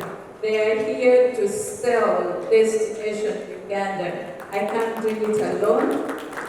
And with me, I also have Board of Directors of Uganda Tourism Board. The board members, please join us. We have a representative from Uganda Wildlife Authority. I do have some members of Uganda Tourism Board staff from the marketing department. Please do join us.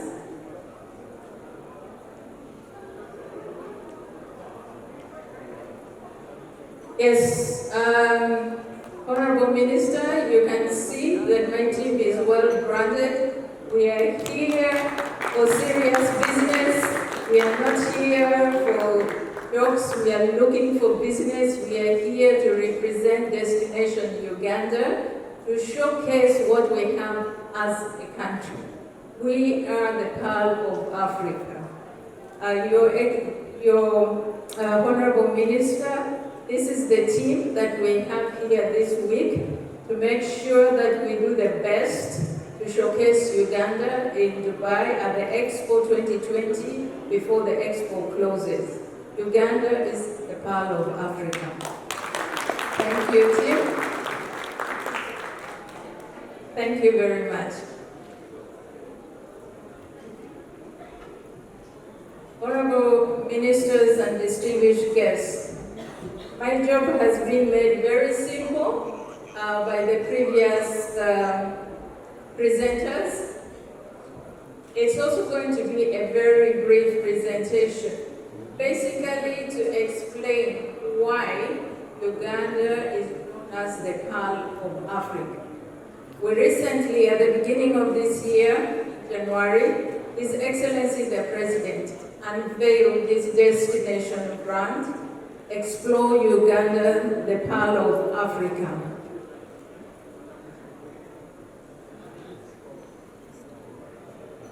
What does it mean when we say Uganda is the Pearl of Africa? What do we mean? We all know that a pearl is a gemstone with the characteristics of being rare, precious, and beautiful. What is the meaning of Africa? If we try to define what Africa is as a continent, Africa is rare. It is distinct, it's genuine, it's authentic, and that is our identity.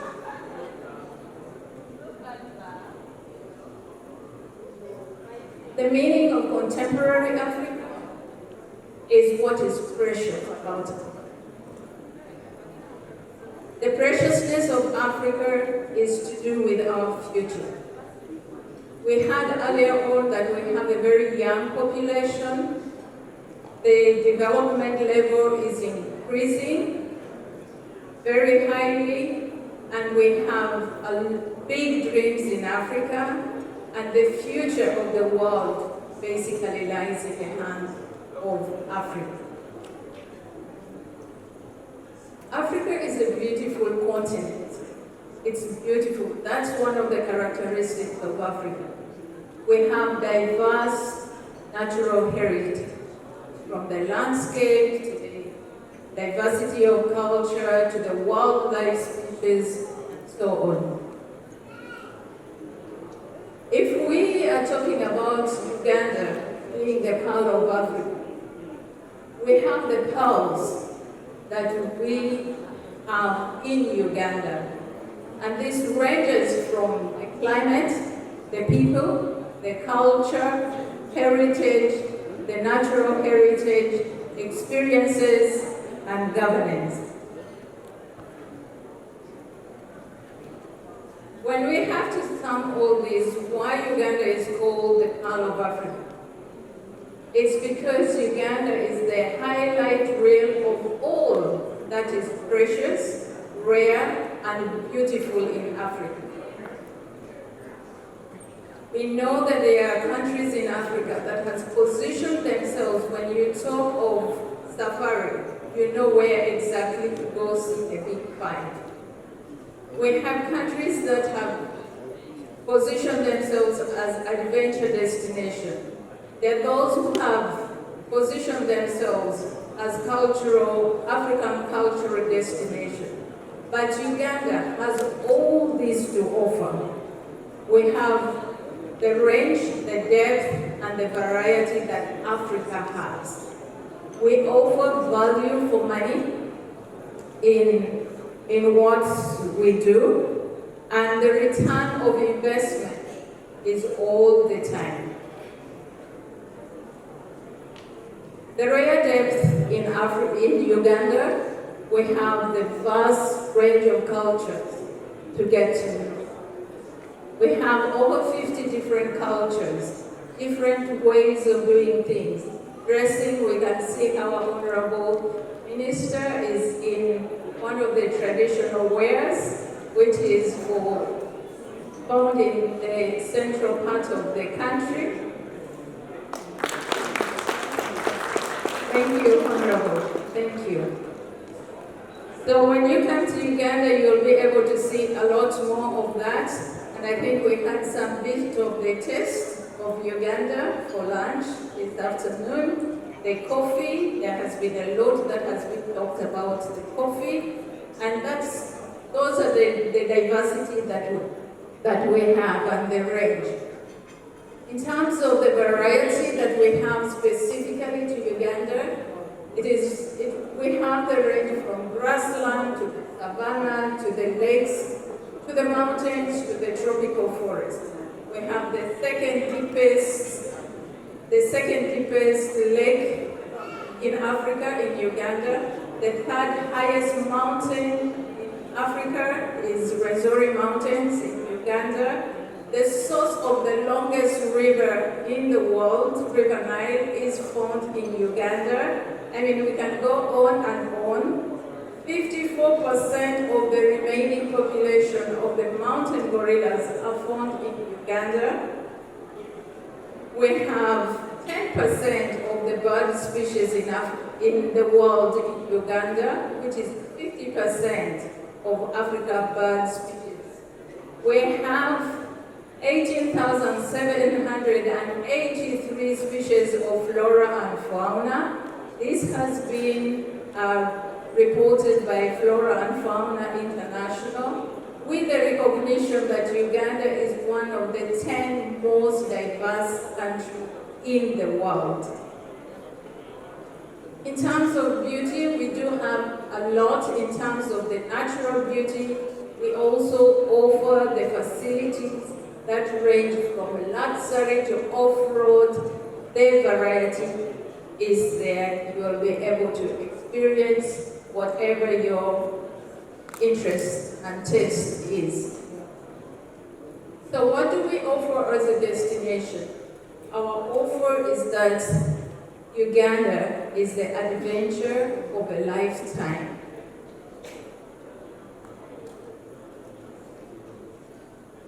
To be able to come to the brand's identity as Explore Uganda, we had to develop a strategy. Honorable Ministers, distinguished ladies and gentlemen, the reason why I'm doing this presentation is that each and every one of you in this room is an ambassador of Uganda. Whether you're doing business, you're an investor, potential investor, you're whatever business you're interested in, whatever you're representing here, it is because you have interest in Uganda. And the reason why I'm taking you through the strategy, to explain to you the strategy of the destination, is for you to be able to know why we are called the Pearl of Africa, and how you need to explain why everyone else you're talking to should come and explore Uganda, the Pearl of Africa. This is the brand strategy that we have. We have the brand positioning is that we are the depth, the range, and the variety of Africa. Our brand essence is the Pearl of Africa. The brand tagline is still the Pearl of Africa.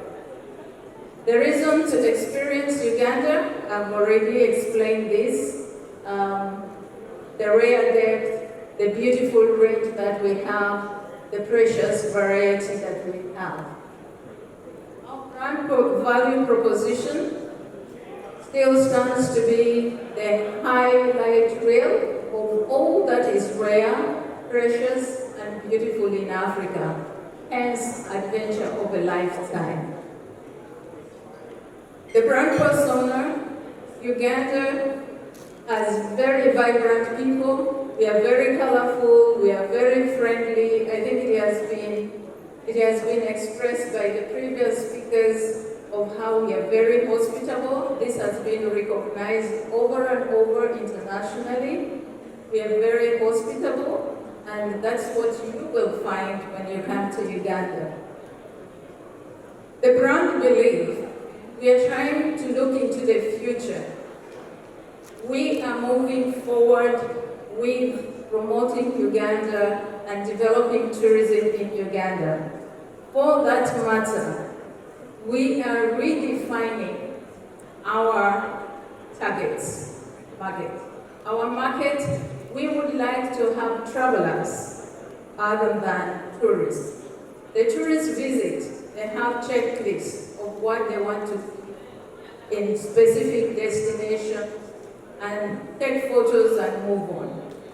Uganda is not that destination that you can just visit. You have to explore it, you have to cover it, you have to immerse yourself in the diversity that we have. That is a representation of Africa. And it is the reason we were saying that we offer value money. You don't need different air tickets to go to different destinations, experience what Africa has to offer, because Uganda has it all. You want to do the gorilla trekking, we have it. You want to do safari of the Big Five, we have that. You want to experience diversity of culture that Africa has, Uganda has it. You want to do adventure from zip lining to bungee jumping to climbing the highest mountain, we have it. So why not settle for Uganda so that you have value for your money? And in terms of the brand pillars, we have key brand pillars that this brand is standing for. So for the travel trade partners here and all of you as ambassadors of Uganda, in terms of promoting destination Uganda, we are selling this brand on these key brand pillars: sustainability, clarity, consistency, collaboration, and empowerment. With these brand pillars, it is for the benefit of all Ugandans who are in tourism business, but also all the communities and all the investors. They're very colorful people. You can see from the dressing as well, we are full of colors. The weather. This is basically part of the campaign where we are now taking the brand from Uganda to the rest of the world. Sorry, technical. I have one slide.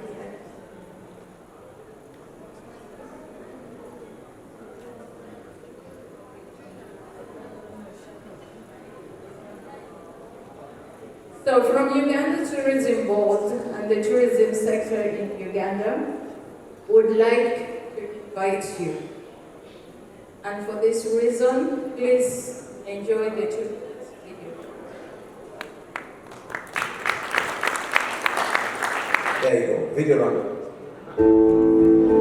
Every waking day is a reminder just how beautiful this, our land, truly is. The kind of beauty that you can only find here. In the lush green all around us and the wondrous sights within. It's what you feel in the gentle caress of tropical wind from the mountain tops. And the glow in your heart from a warm neighborly invite.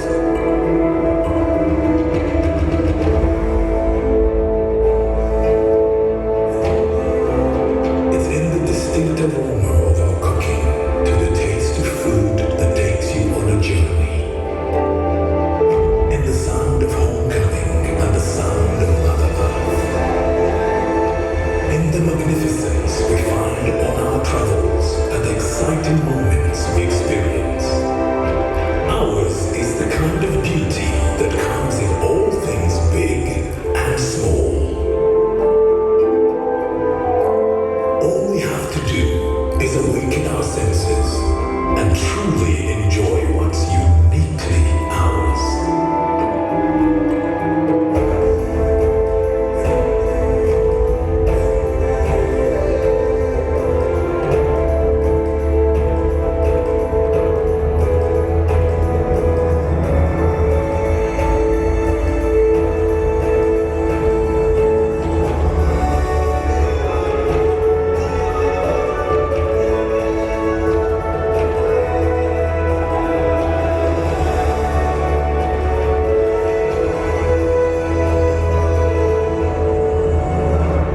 Explore Uganda, the pearl of Africa.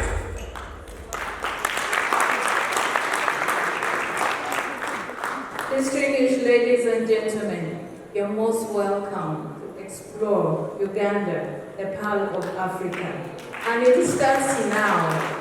right in the hall, we have a desk there for you to experience Uganda. Have the coffee, the taste of Uganda in the coffee. Take a coffee mug that we have here on the desk of Uganda Tourism Board there. Have something to carry with you as part of Uganda to take with you today. Don't miss this. I thank you very much for listening to me, and as I wait to welcome you and give you the best that Uganda has to offer. Thank you. May I now invite Ms. Jennifer to come. She's the CEO of Uganda Airlines, to tell you how to fly to this very beautiful country, a country of warm people, a country of great food, and a country of fantastic wildlife. So you're most welcome, Jennifer. I have already done half your presentation, so it will be easy for you to take the other half.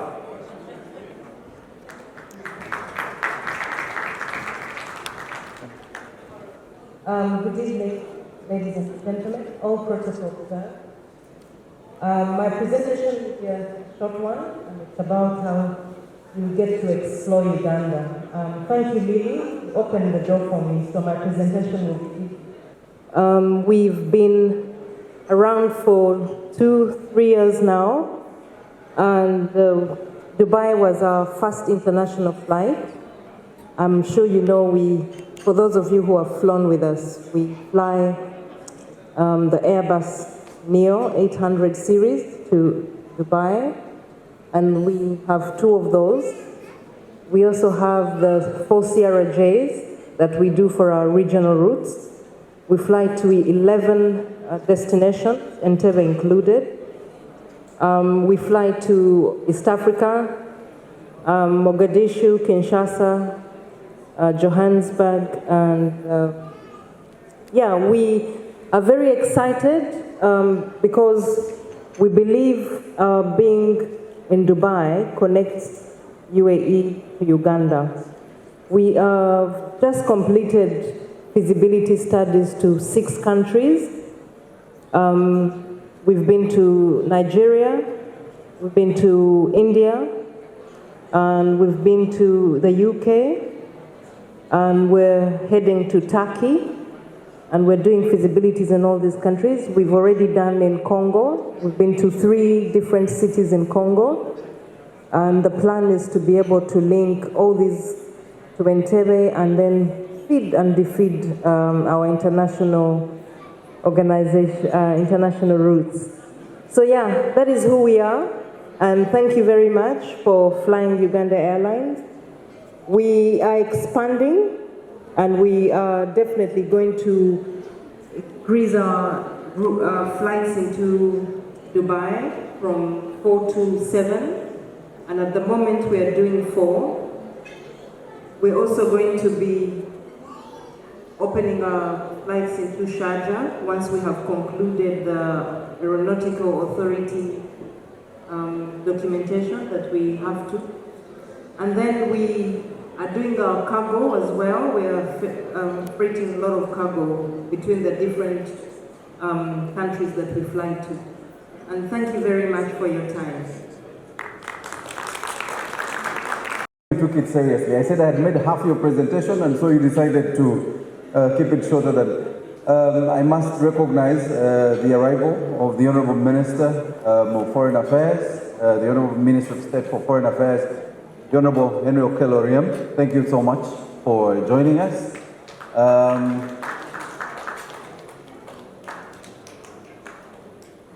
What we have done and what Dr. Eli and the team as the head of the Ugandan team at the Expo is to bring as many stakeholders into the same room as possible. And what has not been working for us probably in the past is when we work separately. So you have Uganda Export Promotions working independent, and then you have Coffee Development Authority marketing the coffee independently, and then you have Uganda Tourism Board selling brand Uganda independently, and then you have Uganda Airlines selling the route to Uganda independently. What we now have is this one group of people that is putting us together and is making sure the brand Uganda, which is exactly what we were selling here today, is actually driven by a multi-sectoral team of people and ministries. So you have ministries, departments and agencies of government working with the private sector. So in this room, we have, of course, the ministries, as I mentioned, the different arms of government, including parliament, and we have also members of the private sector who are also represented here through the Presidential CEO Forum that is represented here. So I want to thank all the players that have seen this one grand vision of selling brand Uganda as a unit rather than as an independent group of units. So may I now take the pleasure of inviting His Excellency Abdul Morem Al-Marzuki. He was just very recently appointed Presidential Advisor on Agriculture Affairs in the Republic of Uganda with a key mandate to do 4 things. Of course, to contribute to the development of agriculture and food policies in our very own country, drive collaboration of regional and with regional agencies and relevant agencies, especially in the food agriculture space, and also, of course, with specific interest to coffee and tea. But that doesn't mean he's only doing coffee and tea. His other assignment given to him by His Excellency the President is attracting investment in the agriculture space and of course helping us build the industrial hub for agriculture. And finally, transforming or transferring the best practices, international practices and expertise to Uganda in the agriculture sector. So ladies and gentlemen, welcome with me somebody who has now become Ugandan, His Excellency Abdul Morem Abdul Narik. Your Excellency, ladies and gentlemen, Assalamu alaikum, good afternoon. So I am now representing Yas Holding and Elite Agro as an investor in Uganda. By the way, sometimes in Arabic we call it Uganda, and it's Uganda. So I don't know why our grandfather in Arabic they changed the U to O, but however it's one country at the end. So, and also I'm representing Ugandan because now my current position as agriculture advisor for the president also make me Ugandan. So I hope our presentation will be in the screen. However, since there's sometimes this is the tax we pay for the technical, will not appear soon. I will start. Yas Holding is an investment, one of the holding company in Abu Dhabi. We are investing in different sectors. So we have education, we have food and agriculture, sure. We have IT, we have hospital management. We are running many hospitals in UAE and outside UAE. We are in the pharmaceutical. We have 3 pharmaceutical factories in Dubai. Also in health management, technical and education, and construction, and also in the government service. So Elite Agro established 2010. We are in 7 different countries now in the world: Serbia, Morocco, Mauritania, Egypt, Ethiopia, Sierra Leone, and in the project phase now, Malaysia, Indonesia, and Uganda, and very soon in Angola also. So this is give us really a strength in terms of having different type of weather, different type of atmosphere, different type also of culture. So now in Uganda, we start with the tea factories. We will build up to 7 tea factories in different regions.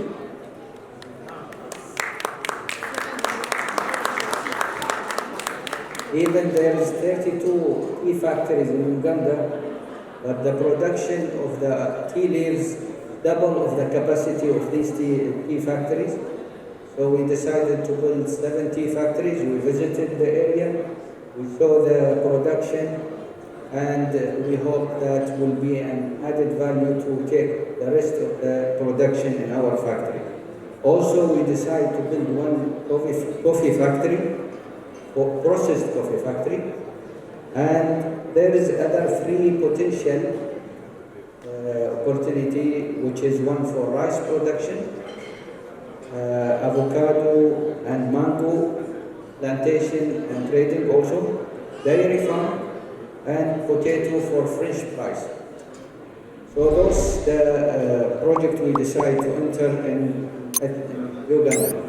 So again, we have received the ex-Prime Minister of Uganda in our farm in UAE. We received the King of Botswana, the king that visited our farm. Yes, what the state name? Botswana, yeah? Bosoka, sorry, Bosoka. So both of them, after the visit, they said you are working in very harsh environment. The weather can reach 50 Celsius degrees in the summer. You don't have groundwater, you are using disseminated water. The pipe is coming from Fujairah to Abu Dhabi, 200 kilometers. Imagine the cost of that. Our labor costs roughly $900 per month, including his cost of accommodation, the food, and also our soil is poor soil, no organic matter comparing with the Ugandan soil. Even after that, we are sustainable. So they said, because you succeeded in this harsh environment, you will succeed in Uganda. So in general, I would say why we went to Uganda. We enter in each country for 3 reasons. First, because of the relationship between the leaders or even the government or the people. We have very good relation, and thanks for the Ambassador Zaki, he's one of the reasons for that. The second pillar, we enter because of we are an investor. So make sure whatever the business we build in any country, it will be sustainable. We will not throw the money for 1 or 2 years, then we leave. We will create a job, we will create an income security, food security, and then just suddenly will be end of. No, we'll make sure it will be sustainable. The third, the food security or sometimes income security for this worker who will work in our farm or on our factory. We'll create thousands of jobs in these tea factories. We will run also the tea farms. Thousands and thousands of workers will be there in those farms. So we'll make sure this will be sustainable for their income security or food security. Now for Uganda, I believe I have also a couple or 3, 4 reasons. Uganda, I visited many African countries. As I mentioned, we are in 7 different African countries, but Uganda has a unique of something. One,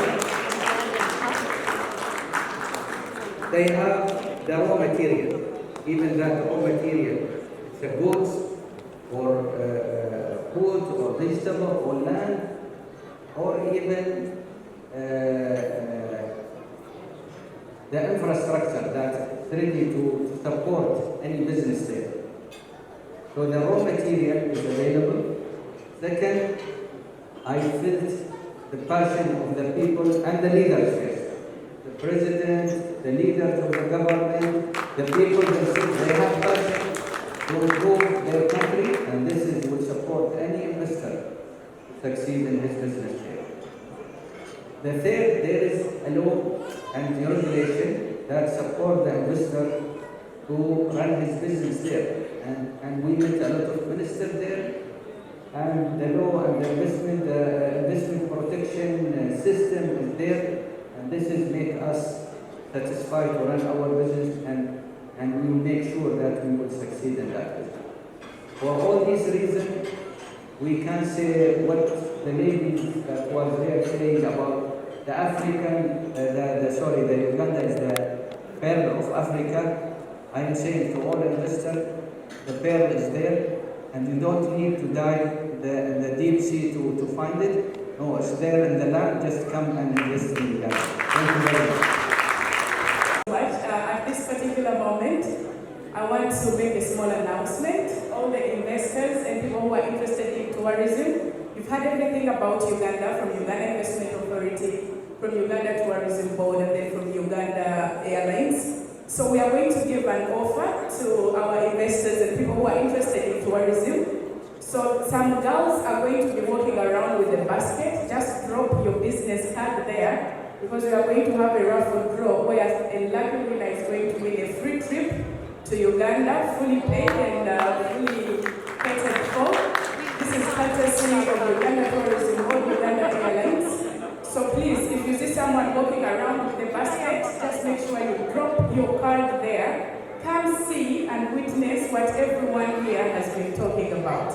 Then maybe you'll be like, yes, I think they know exactly what they're saying and what they're talking about. Uganda is amazing, so we welcome you anytime you want to come and visit us, and we hope to see you soon. At this moment, I'm going to invite Mr. Glenn Johnson from Avirex. I hope you're here. Good afternoon, everyone. It's such a pleasure and honor to be here. I have the great honor to represent, along with my team, Uganda Tourist Board here in the Middle East. We have the great joy of being able to promote the wonderful destination that is Uganda, and to have more and more people from the Middle East come to Uganda to explore it, just as my colleague and CEO Lily had described before. I don't have a very formal presentation with you today, but I would like to sort of say how we are looking at doing to promote things going forward here in the Middle East to increase tourism. It's fantastic that we have Ugandan Airlines flying directly, as you all know, but also on top of that, there's a lot of other direct connection, especially with Fly Dubai, Arabia, Emirates, and even from Qatar, from the region, and Saudi as well. So it's extremely well connected. And going forward, we'd really like to put out to everyone, even those that perhaps have already traveled to Africa, maybe they've gone to Kenya, Tanzania for a safari to see the Big Five. Uganda has the Big Five. But then on top of that, it also has the unique opportunity to do gorilla trekking, and then also chimpanzee trekking. For another bucket list experiences, you can also cruise on the River Nile. You're also able to do thrilling experiences like whitewater rafting, hiking, bungee jumping even. And all of this can be enjoyed either by yourselves as adventurers, or as family, or even with friends. So it's an amazing destination. It's got a lot to offer, more than really any other destination in Africa has to offer. So I would just like you, all of you, if you're thinking of doing an African adventure, the only place that really has all of this in one place is Uganda. And I think that sort of speaks for everything for itself. And that's just the nature. I think the big thing about everything here today is actually what makes a country special, and that's its people. So I really want to put, and especially today we've got a lot of talented people, and I'd really like to encourage people to come visit Uganda to experience not only just the local culture, but look into the local designers, all these people that are able to do innovators.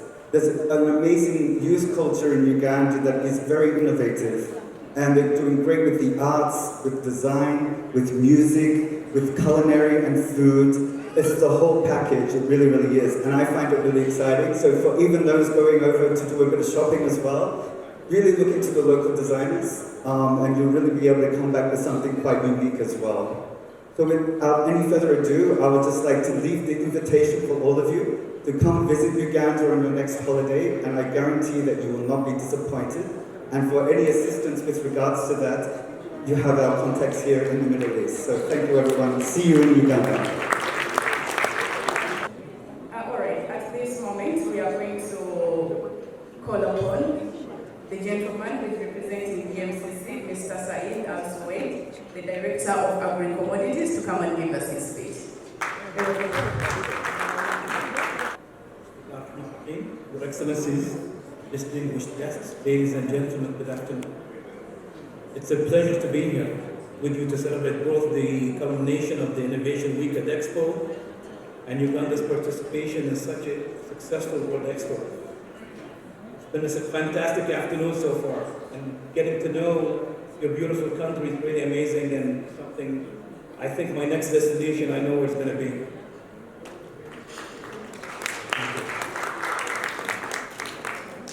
The UAE and Uganda enjoy an increasing developing relationship, both at the political level and from an economic perspective. The two countries share a number of similarities, and our bilateral relations have been built on a foundation of mutual respect and trust. And having both built our economies in large part to do to the global trade of commodities, such as gold and coffee, there are a number of key areas in where this partnership can further deepen. Naturally, as the Director of Agri-Commodity at the Dubai Multi-Commodity Center, DMCC, a key area that I believe that the UAE and Uganda can further collaborate on is the coffee industry. Uganda is a major global exporter of coffee. I'm sure all of us know that.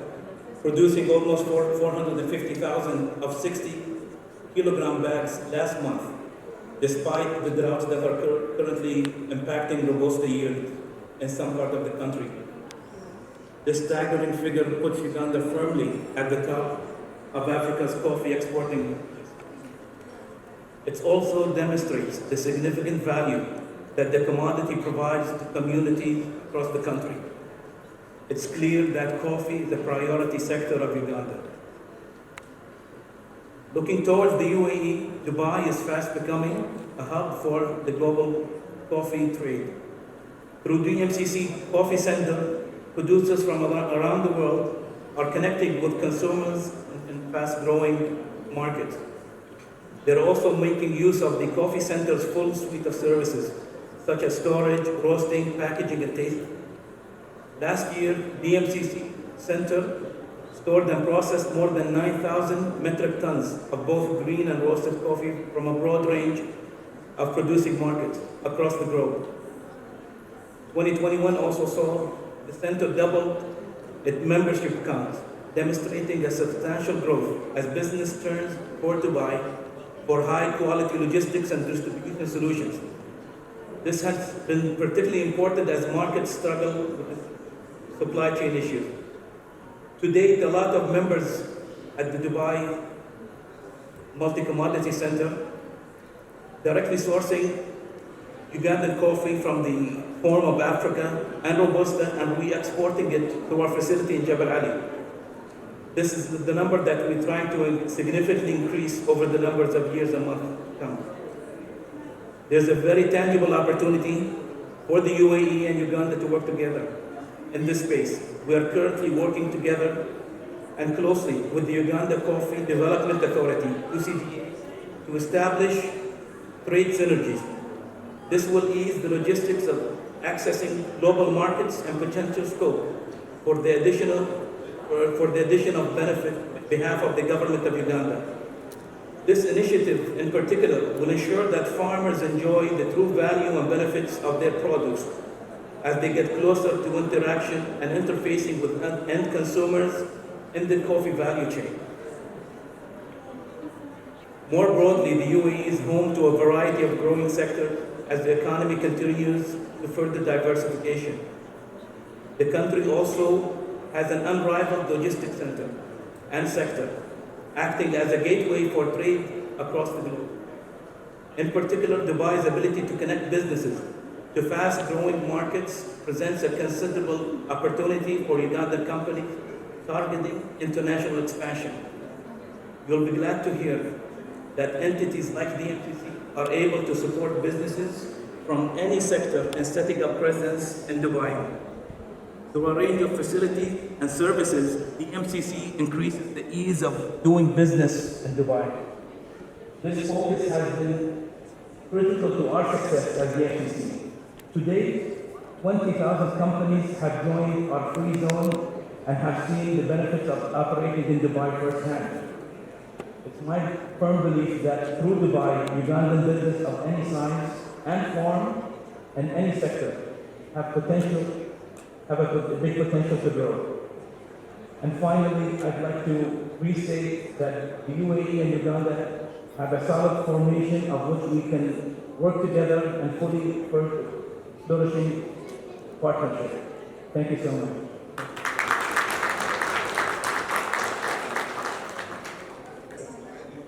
At this point, I'm wondering if a representative from Satguru Travels is around. Satguru Travels. As we wait for Satguru, like I told you when we were beginning this event, we said that this was the second Trade, Tourism and Investment Forum. That means we had the first one. So, ladies and gentlemen, we are going to give you a short video which shows how the first forum went. So please, eyes on the screen. Thank you.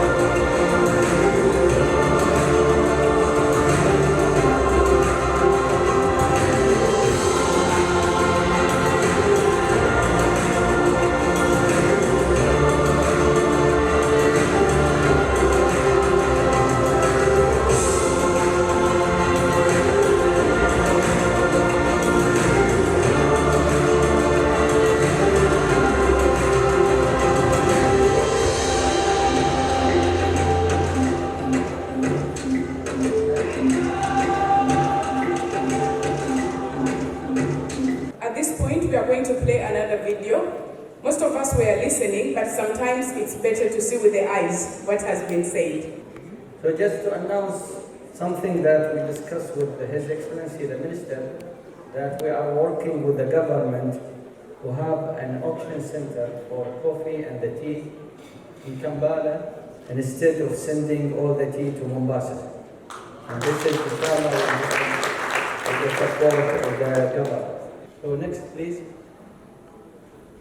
So as I mentioned, we have aviation services. We are running the Abu Dhabi Airport security system, all the Abu Dhabi Airport. We have healthcare. We are running many hospitals in UAE and outside UAE, agriculture and food. We have the Marboum Dairy Factory in UAE, which is the third biggest dairy farm. In the UAE, we have livestock farm with 9,000 heads of sheep and goats. We have poultry business. We have even application called Farm Box. They deliver all type of food, fresh, dry to your home. Technology, we have a lot of IT companies inside UAE and outside in Jordan and Egypt. Education, we are running the education platform of the Ministry of Education in UAE, and we build many platforms for different countries.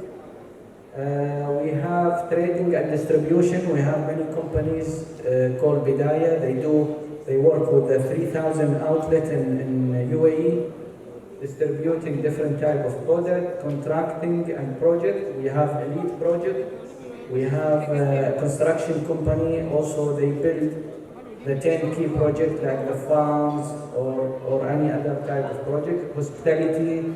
We have 2 hotels outside UAE in Serbia, and we have 1 under construction in UAE.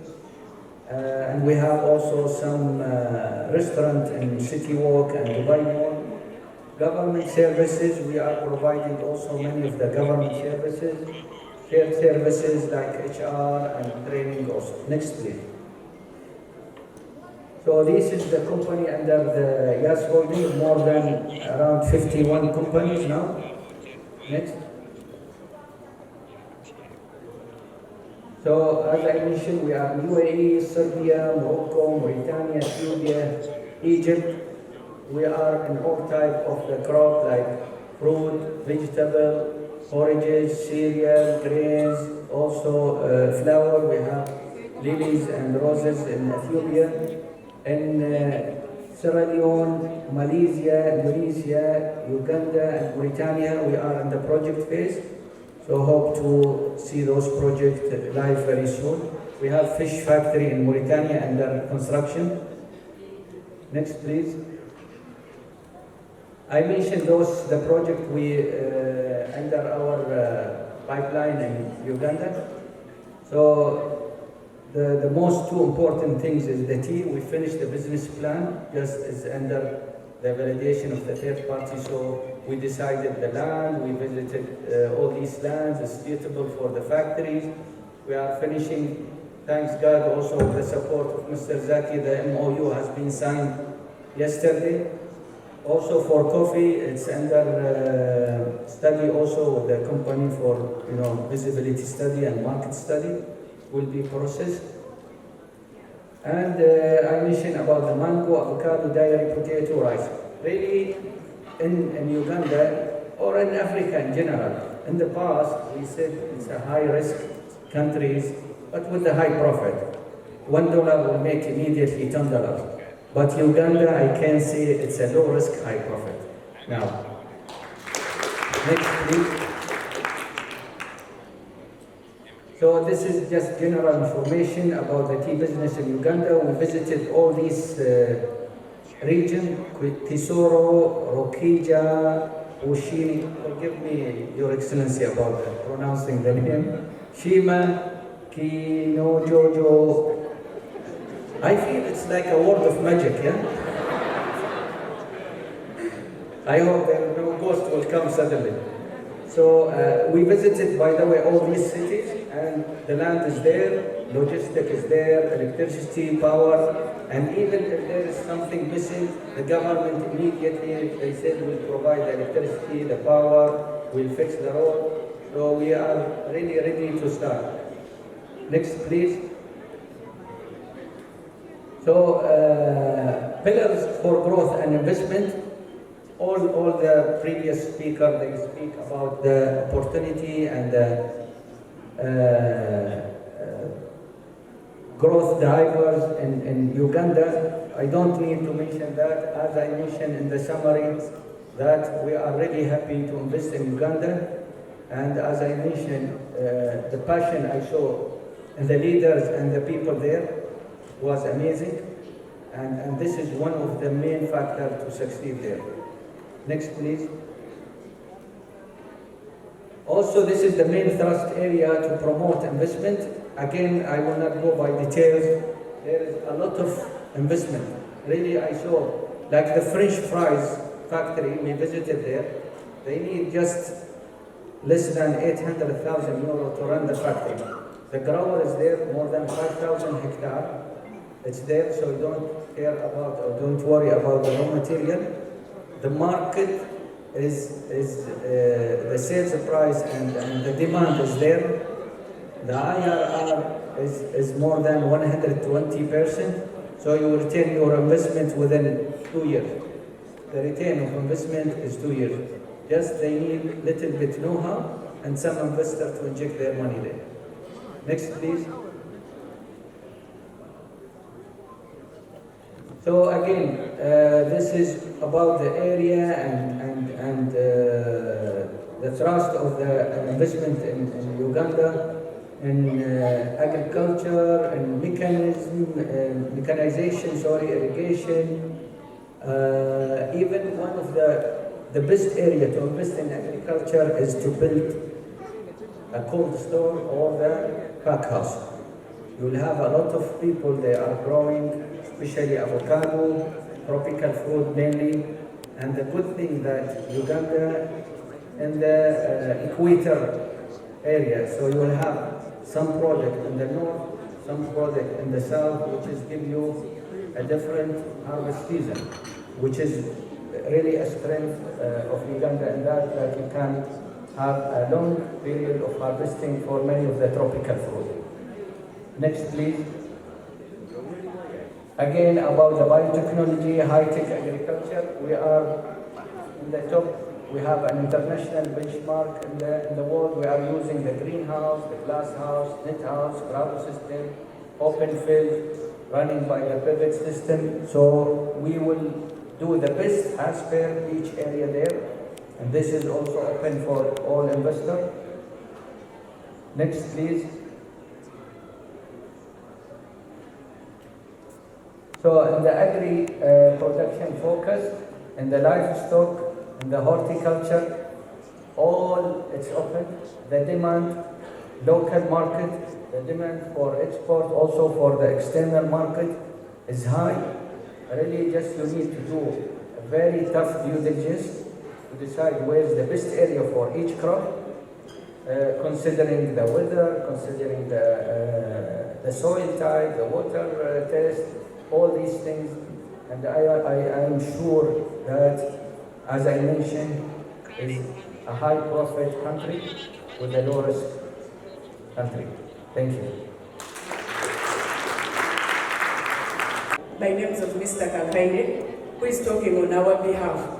He said the country is very peaceful and everything else that he mentioned is true. At least if it is not coming from me and coming from our brother, Mr. Kakaine, I think you will know that at least what they are saying is not just being said because they are talking about their motherland. Thank you so much. I will also say, dear investors, everyone else who is in this room, if you came just to know what is happening in Uganda, what is Uganda all about, I hope you've got the answers that your hearts needed to make the decision to come and invest in Uganda. It is a blessed country. It is a little bit small, but it is beautiful and it has all the blessings from above. They've talked about the mountains, they've talked about everything. We have rivers, we have the animals, we have the birds. If you just love tourism, still we are the best destination. We are going to summer. Where else can you go? It is Uganda. Make that your summer home. Make it your second home. Come and have fun with us because we are people who enjoy having our fun while making businesses as well. At this particular moment, I'm going to invite the president who is going to represent the diaspora of the UAE, Mr. Abdul Basit Nsoga. And as he joins us, I want you to know that like a few speakers said, our diaspora is still a young diaspora. But we thank God that we have a very good leadership under Mr. Abdul Basit. This has helped us to grow not only ourselves, but also our relationships with the people that we work with here. A few of Ugandans have also invested here, while a few are working here in different kinds of jobs. I will not say everything that the president is supposed to say. Please, put your hands together to welcome the leader of the Uganda community. Thank you so much, Madam Nali Zam. I want to thank the presenters of this day. It has been quite marvelous that everybody coming here talking about a country like Uganda. Uganda has become a very big subject in the world, not only in this room but in the world. So come and visit Uganda, get the nice avocados, apples, oranges.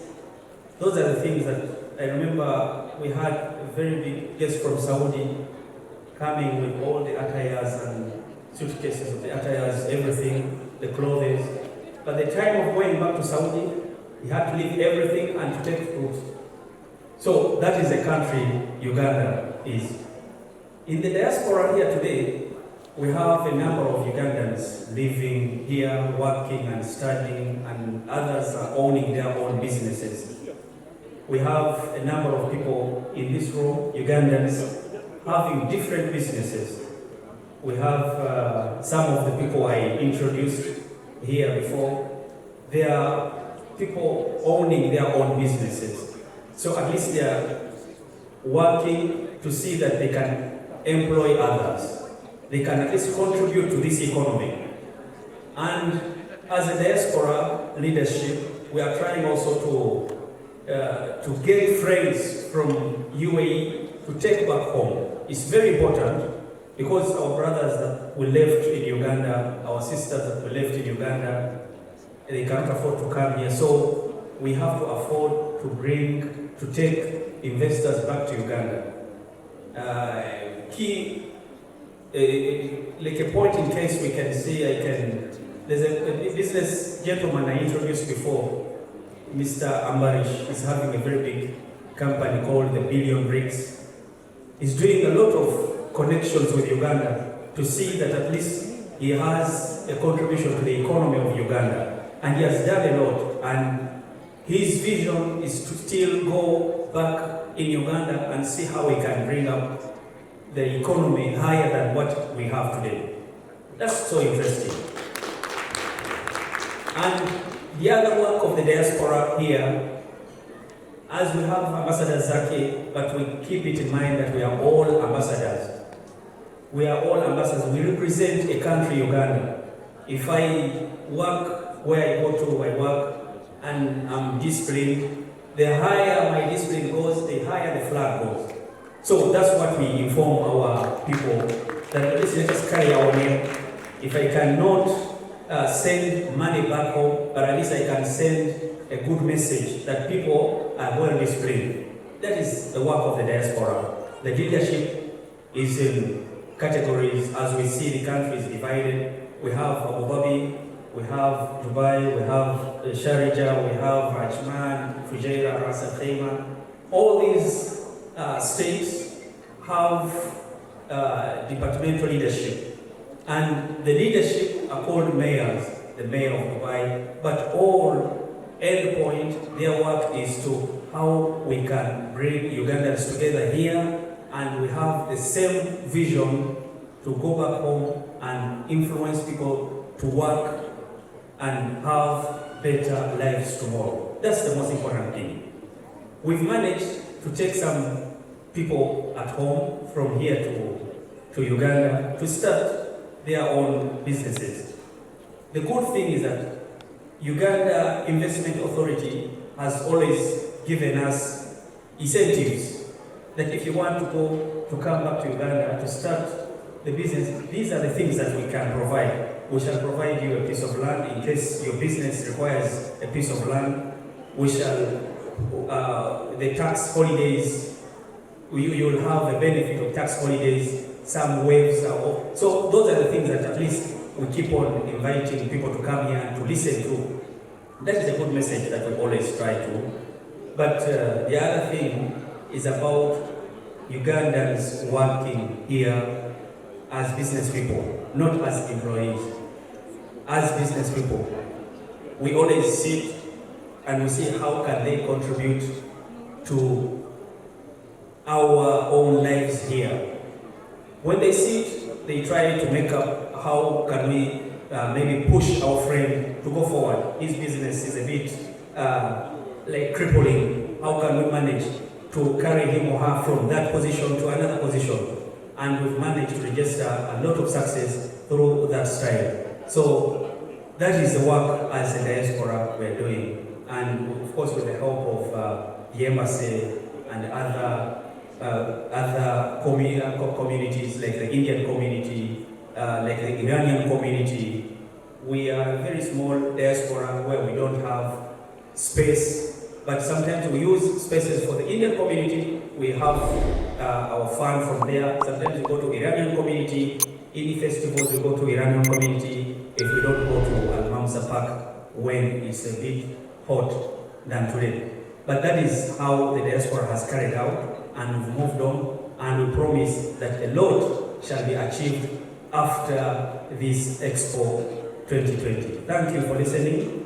I wish you the best, and we still have a lot to go through as the day goes on. Thank you so much.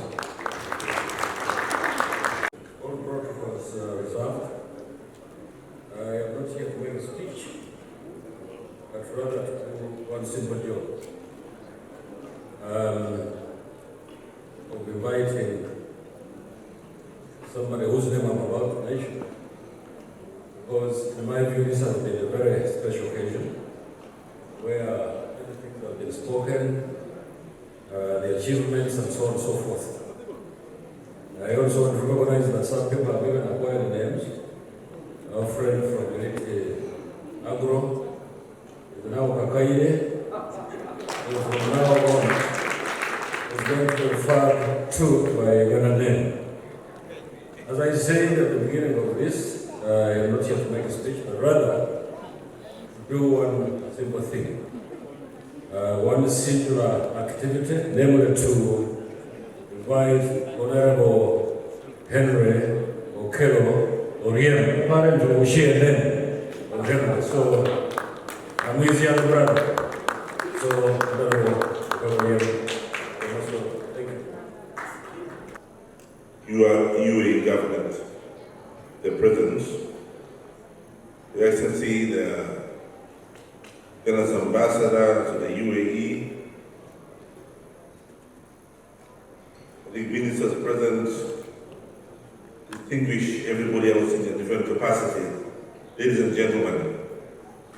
I am Okello Oriem. I'm the Minister of State, Foreign Affairs of the Republic of Uganda, in charge of international affairs.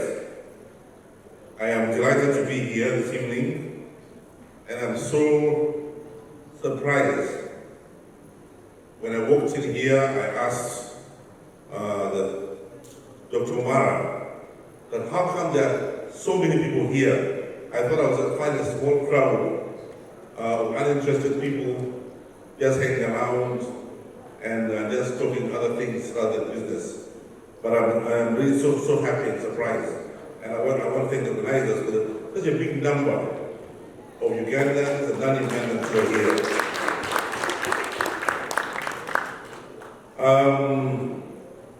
This event is part of Expo 2020. As we come to the closure of Expo 2020, let me congratulate the Ugandan team for a job well done. I wish to mention that I have been with the team since the preparatory stages of our participation at Expo 2020. I was honored to receive the Ugandan Pavilion on behalf of the government of Uganda management and hand it over to Ugandan country team. I wish to mention that it gives me great pride again to honor the closing ceremony. Distinguished guests, I wish to unreservedly thank the government of the United Arab Emirates for the generous support they gave Uganda that enabled us to participate in the Expo. The UAE government gave Uganda a pavilion with offices and supported the placement of the content inside the pavilion. The course of 6 months of our participation, the UAE government has continuously sent volunteers to help boost the pavilion staff. I request you to give the UAE government a round of applause in appreciation of their support. I wish to take this opportunity to thank my good friend, Excellency Rahim Al-Hashmi, the UAE Minister of State for International Cooperation, for his exemplary leadership for the promotion of Dubai Expo 2020 on behalf of the UAE leadership.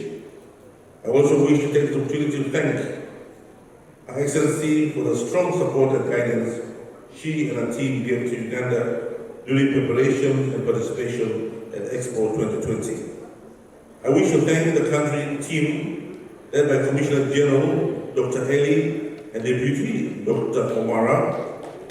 My special appreciation goes to Expo Country Manager, Esther Omoni. The efforts of these officials at the pavilion boosted Uganda's participation at Expo 2020 and ensured that we maintained a constant presence for the entire Expo 2020 period. I must also commend Uganda's Expo Promotion Board for coordinating Uganda's participation at the Expo 2020 and maintaining a constant presence at Uganda's pavilion. They deserve our applause. Let me also take this opportunity to thank our embassy, led by no other than His Excellency Ambassador Zakir and his Deputy Ambassador Henry Maiga for their tireless efforts in coordinating the activities of stakeholders that enable them to participate at Expo 2020. Most of all, I wish to thank you all of you, every single one of you, for participation in Expo 2020 and for being friends of Uganda by promoting the image of Uganda and the products of Uganda during the Expo period. As we celebrate our participation in the Dubai World Expo 2020, I wish to inform you that the government of Uganda focuses on attracting the diaspora is key along with attracting trade, investment and tourism to Uganda.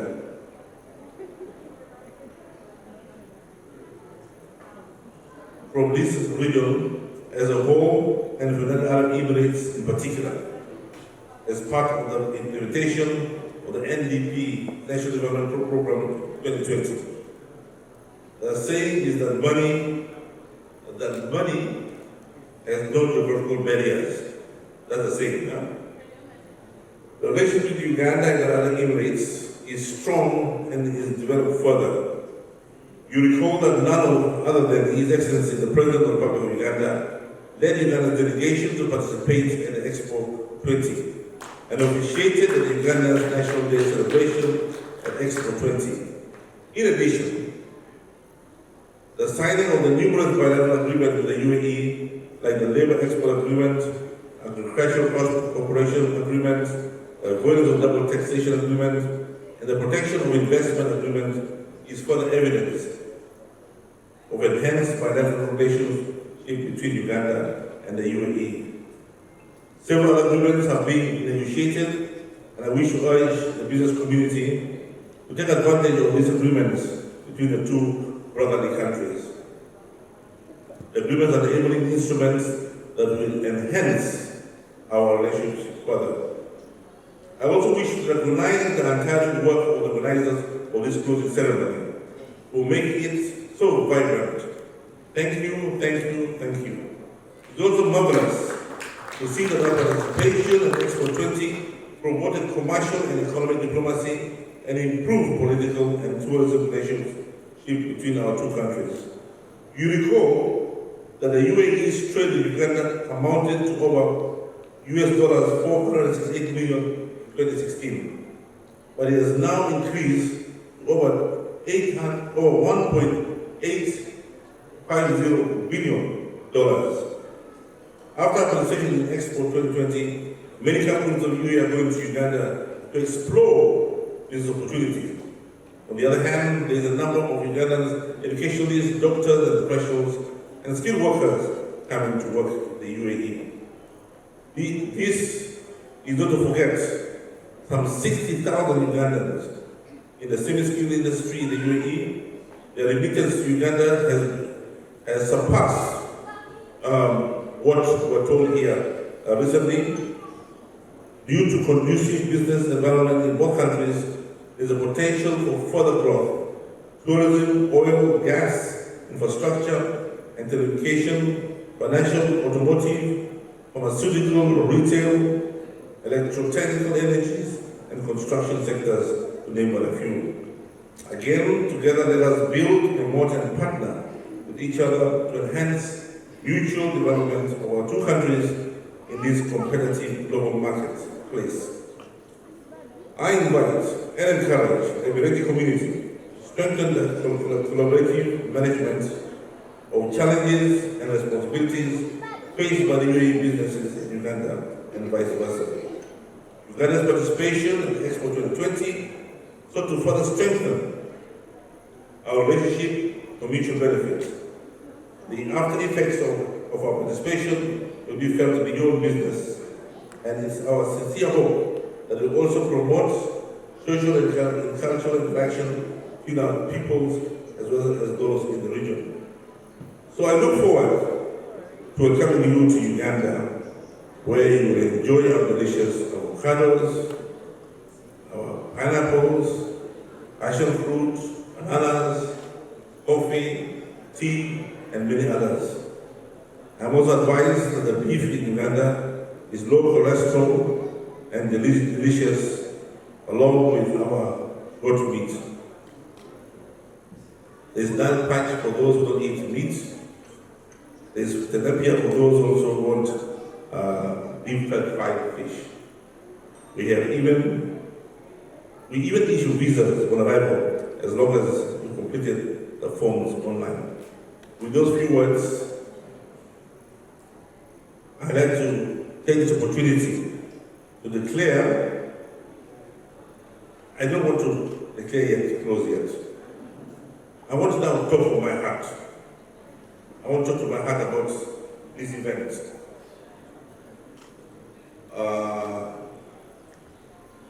About the opportunities in Uganda. I don't know if there is anybody from Oxfam here. Oxfam or World Food Program, Red Cross, or one of those charities. Is there anybody from charities here? There's none. You see, this is not a charity event. If anybody deceives themselves that this is a charity event, then they're in the wrong place. This is an event to promote and seek opportunities to make money. Bottom. And the money will be green. If it's not green, it's the wrong color. This is the color the money we're talking about. This is the color.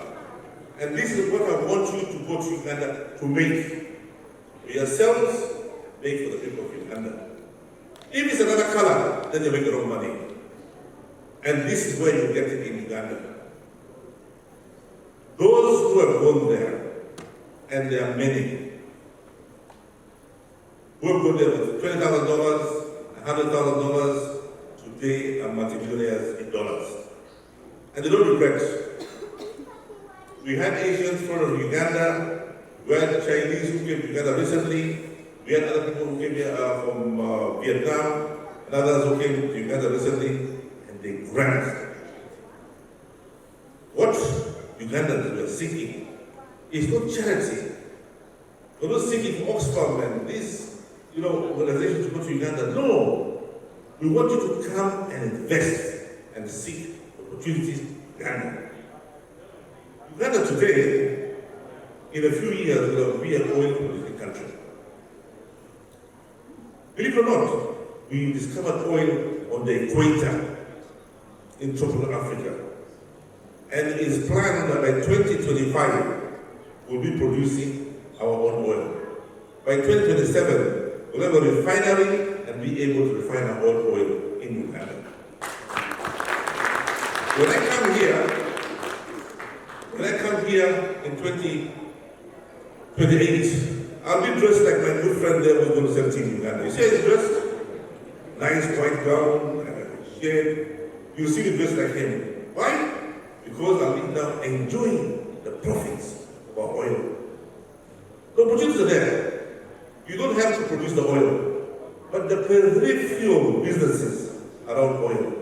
There's so many things.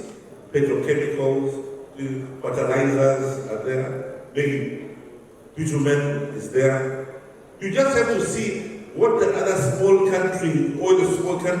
companies do in the oil industry and go and duplicate it in Uganda. And if you're the first, the early birds catch the worms. So simply, this is a new virgin industry. How the small industry around oil, petroleum, that are in other countries, just bring it in Uganda. And the rest, you talk with the bank manager. Period. Uganda, there's a magazine that describes Uganda as a place you should, I've forgotten the name, a place you'd visit before you die. Because of the beauty of the country. We have gold, unimaginable gold, this gold, the stones. We export most of our gold to UAE.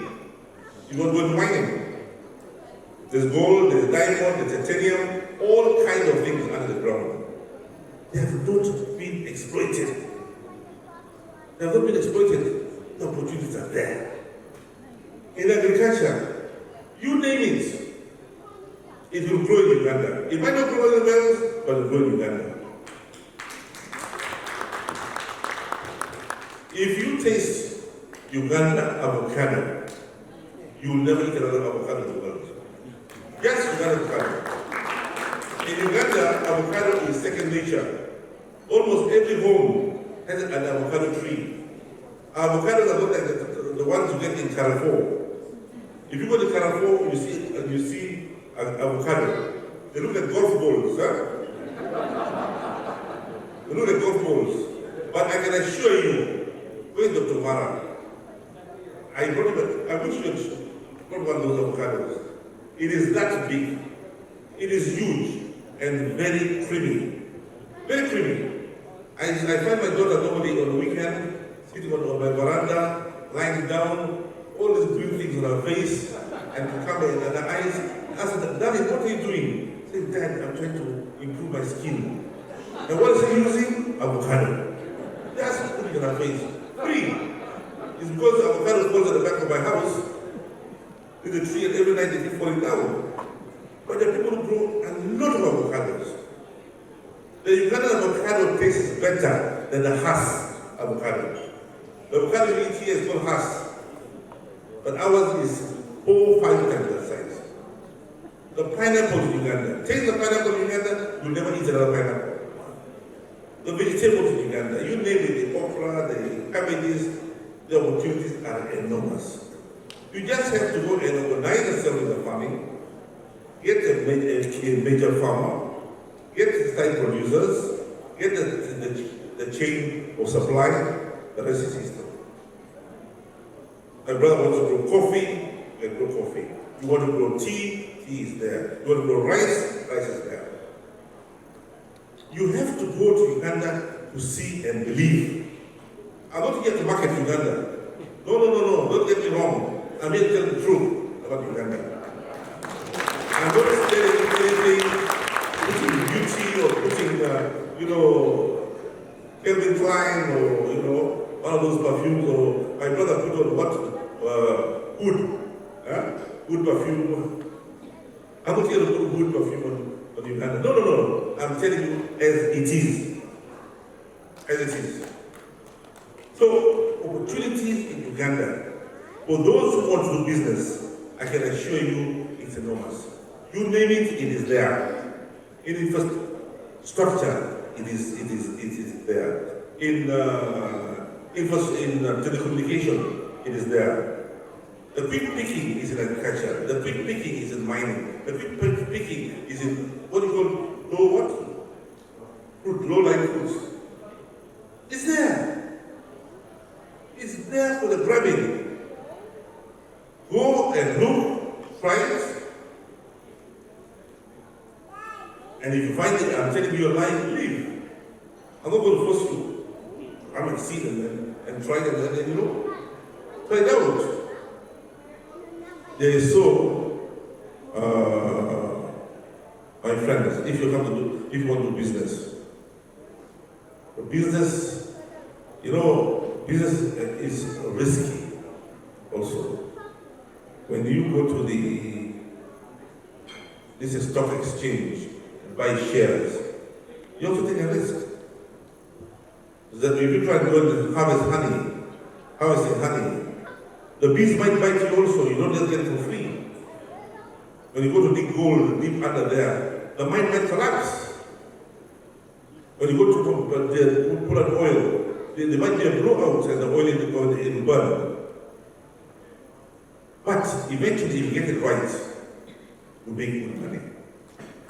So, the president of Uganda is going to give us so many incentives. Free land for those who want to go into agriculture, limited land for those who want to go into industries, tax concessions are there. And in Uganda, we've got no currency restrictions. There is no currency restrictions. If you come to Uganda with $100,000 and you make $300,000, or even if you make, let me say you make $5 million, example, and you decide that on Monday you want to leave Uganda and you want to pay the $5 million cash out of Uganda, who will not stop you? Nobody will stop you. Just show them that I will do this money from my bank, prove it to the bank, prove it that you pay the taxes, and you carry the money through the airport, it will not stop you. If you lose it the other side, that's your problem, not ours. Because you get the money. You can bring as much money, take it out of Uganda, no restrictions. If you go to the Forex Bureau in Uganda, $5,000, $10,000, they'll give you the local currency.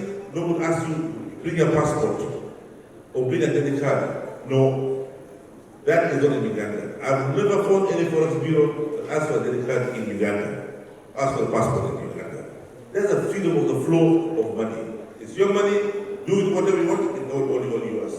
So, I am just here to tell the truth, the real truth, and nothing else but the truth about those who seek to do business in Uganda.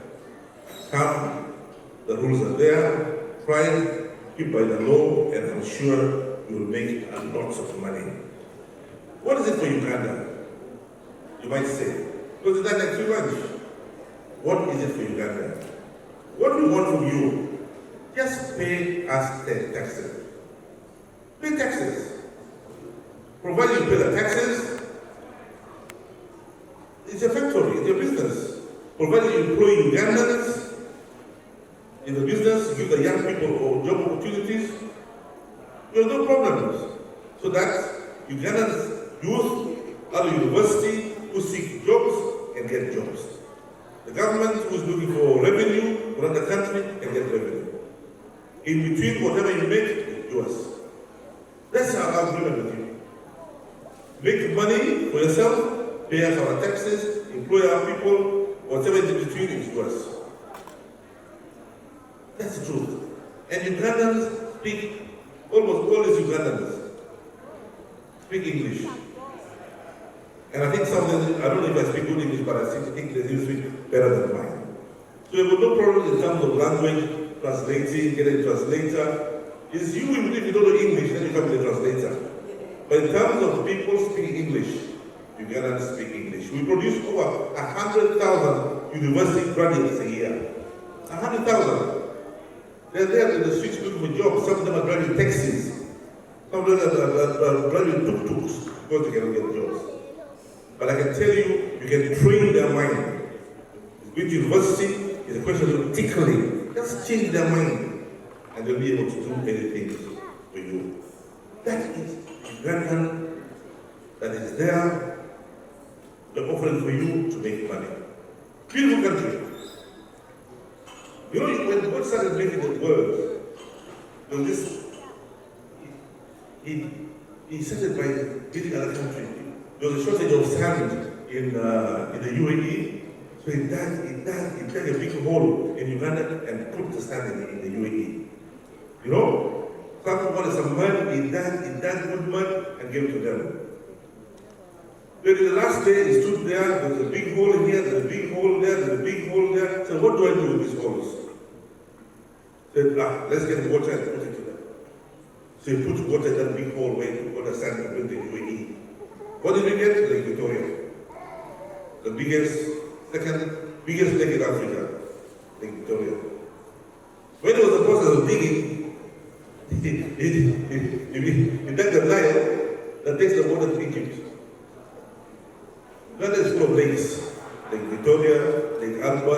yogurt, because God does the soil and the sun and the mud go and build well other countries.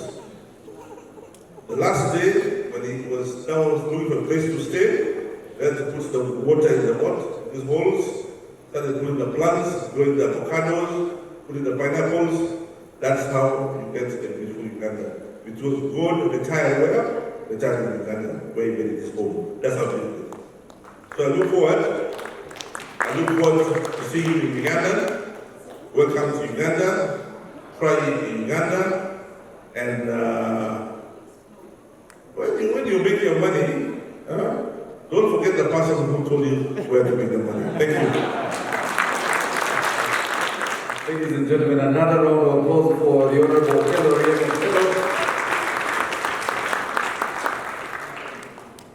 Honorable Oriel, I think we will charge a commission for the money they will make, maybe 5%. I request you appoint me the collector of the commission. And I will only take 1% of the 5%. Ladies and gentlemen, it's been quite an exciting, very insightful day here at the second Uganda Tourism, Trade and Investment Forum, the Uganda UAE Business Forum. I want to thank all of you who've been part of this conversation. Can you put your hands together for having been witnesses for what is quite an exciting conversation that began last year when we came for the Expo. As the Expo wraps up, it is indeed an honor, Your Excellencies, here, especially our host, Ambassador Zakei, that you brought us back to the United Arab Emirates. So on behalf of the organizers, we want to, in a very special way, recognize the Uganda Embassy here in the United Arab Emirates, the Ministry of ICT, the Ministry of Trade, Industry and Cooperative, the Ministry of Land, Housing and Urban Development, of course the Ministry of Finance and the Ministry of Tourism, Wildlife and Antiquities, who have all been part of this conversation since the 1st of October 2021. In a very special way to our agencies that are here, the Uganda Export Promotions Board, the Uganda Investment Authority, the Uganda Tourism Board, the Uganda Coffee Development Authority, and Uganda Airlines. Ladies and gentlemen, put your hands together for this group of agencies and of course authorities that have been part of this conversation. And in a very special way, allow me to recognize the Association of Ugandans Living in the UAE. Big round of applause, ladies and gentlemen, to the association. We want to thank you for opening your homes. Some of us are staying with our members of the diaspora, and we are enjoying the savings of the per diem. That said, in a very special way, yes, the Chamber of Commerce. In a very special way, may I recognize Festus Matogo Fred from the Uganda National Chamber of Commerce, who's also representing the President of the National Chamber of Commerce. Thank you so much for joining us. And Your Excellencies, Honorable Ministers, I must say we want to thank the members of the media who have been with us, and we've had, of course, the National Broadcaster, Uganda Broadcasting Corporation, and in a very special way, the NBS, who have been broadcasting this live, and we are still live on NBS. So we want to thank you. Thank you so much, Keen and team at Next Media. We also want to thank our army of social media influencers. We brought quite a sizable group of influencers, Honorable Minister, and they've done a fantastic job. In fact, the hashtag Explore Uganda Forum is trending in Uganda, not here, but in Uganda, you can imagine. So round of applause, ladies and gentlemen, for the social media team that has done a fantastic job, and of course, all-round consult who work with the Uganda Export Promotions Board. That said, ladies and gentlemen, I want to thank all of you, and of course, we want to thank Next Media, who are now going to close this live broadcast and thank Return to Normal Programming for bringing you this live broadcast. So we want to thank you, the audience in Uganda, and those watching us on Afro Mobile for having joined us. And we continue using the hashtag Explore Uganda Forum to continue this conversation on promoting brand Uganda and Visit Uganda as a whole in terms of bringing investments home to create employment for our people. All right? That said, I want to request the Honourable Ministers just one more thing, and Your Your Excellencies, we're going to have a photo here, so I'll request your ministers and the ambassadors to come forward with our presidential advisor, Kakaire, to come. We'll have a group photo here, and then I'll also ask the ministers to stay, and then we'll invite the agencies to also join us on the front, so that we can then have another photo. So I'll begin with the high table here. Honorable Ambassador, if Your Excellency can come with the ministers and the presidential advisor, Mr. Kakaire, to come and take this photo. Festus, please come and join them because you're part of the Chamber of Commerce. And also later, I'll invite the agencies to join us. So the agencies and the representatives of our agencies, please stand by. Please do not go anywhere. We have a raffle draw that will be taking place very shortly, and we also have an after party that the Association of the Ugandans in the UAE have organized for us. And I have seen a lot of our friends from Uganda here in their best outfits. I think we're going to outcompete each other here later in the evening. When our Ugandan DJ plays Ugandan music, all right? So, photographer, there you go. Photos, I will give you just 30 seconds, then I'll move to the next.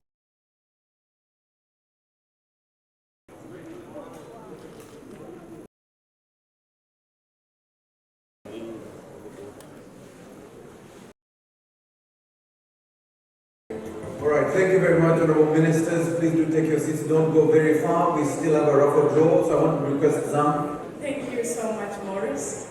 It has been a beautiful day. I suppose it has been beautiful for everyone. Has it? I cannot hear it. Has it been amazing?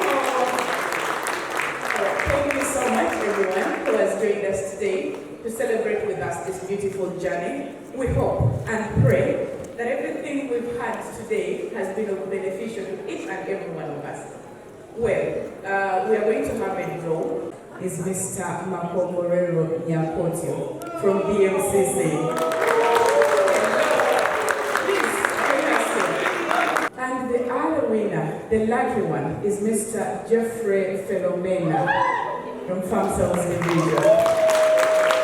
Mr. Amai William Briggs. Are you going to miss this one? Mr. Ambarish William Briggs.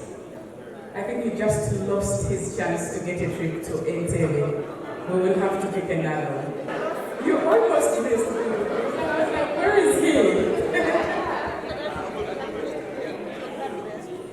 So when we are contemplating whether or not Mr. Ambarish should get a gift, another card was picked. Although you're not going to win yourself a trip to Entebbe, I would say you're still going to win a gift. That is Mr. Aaron Chandran, the manager of Board International Free Zone Limited. Please. Your Excellency, the Ambassador, would you please come and give him a gift? Distinguished ladies and gentlemen, before I close, before I left Uganda to come to the UAE, we had an unfortunate event where we lost our beloved Speaker of Uganda, Speaker of the Parliament of Uganda, the Right Honorable Jacob Olanya, who passed on in a hospital in the United States of America, and his body is to be repatriated to Uganda, I believe, on the 1st or the 2nd of next month. I kindly ask everybody that let us just have 1 minute. Let us stand up for 1 minute in memory of the wonderful things we did for our country, for the friendship, and for the unique person he was. Just 1 minute, please. Let's have 1 minute silence.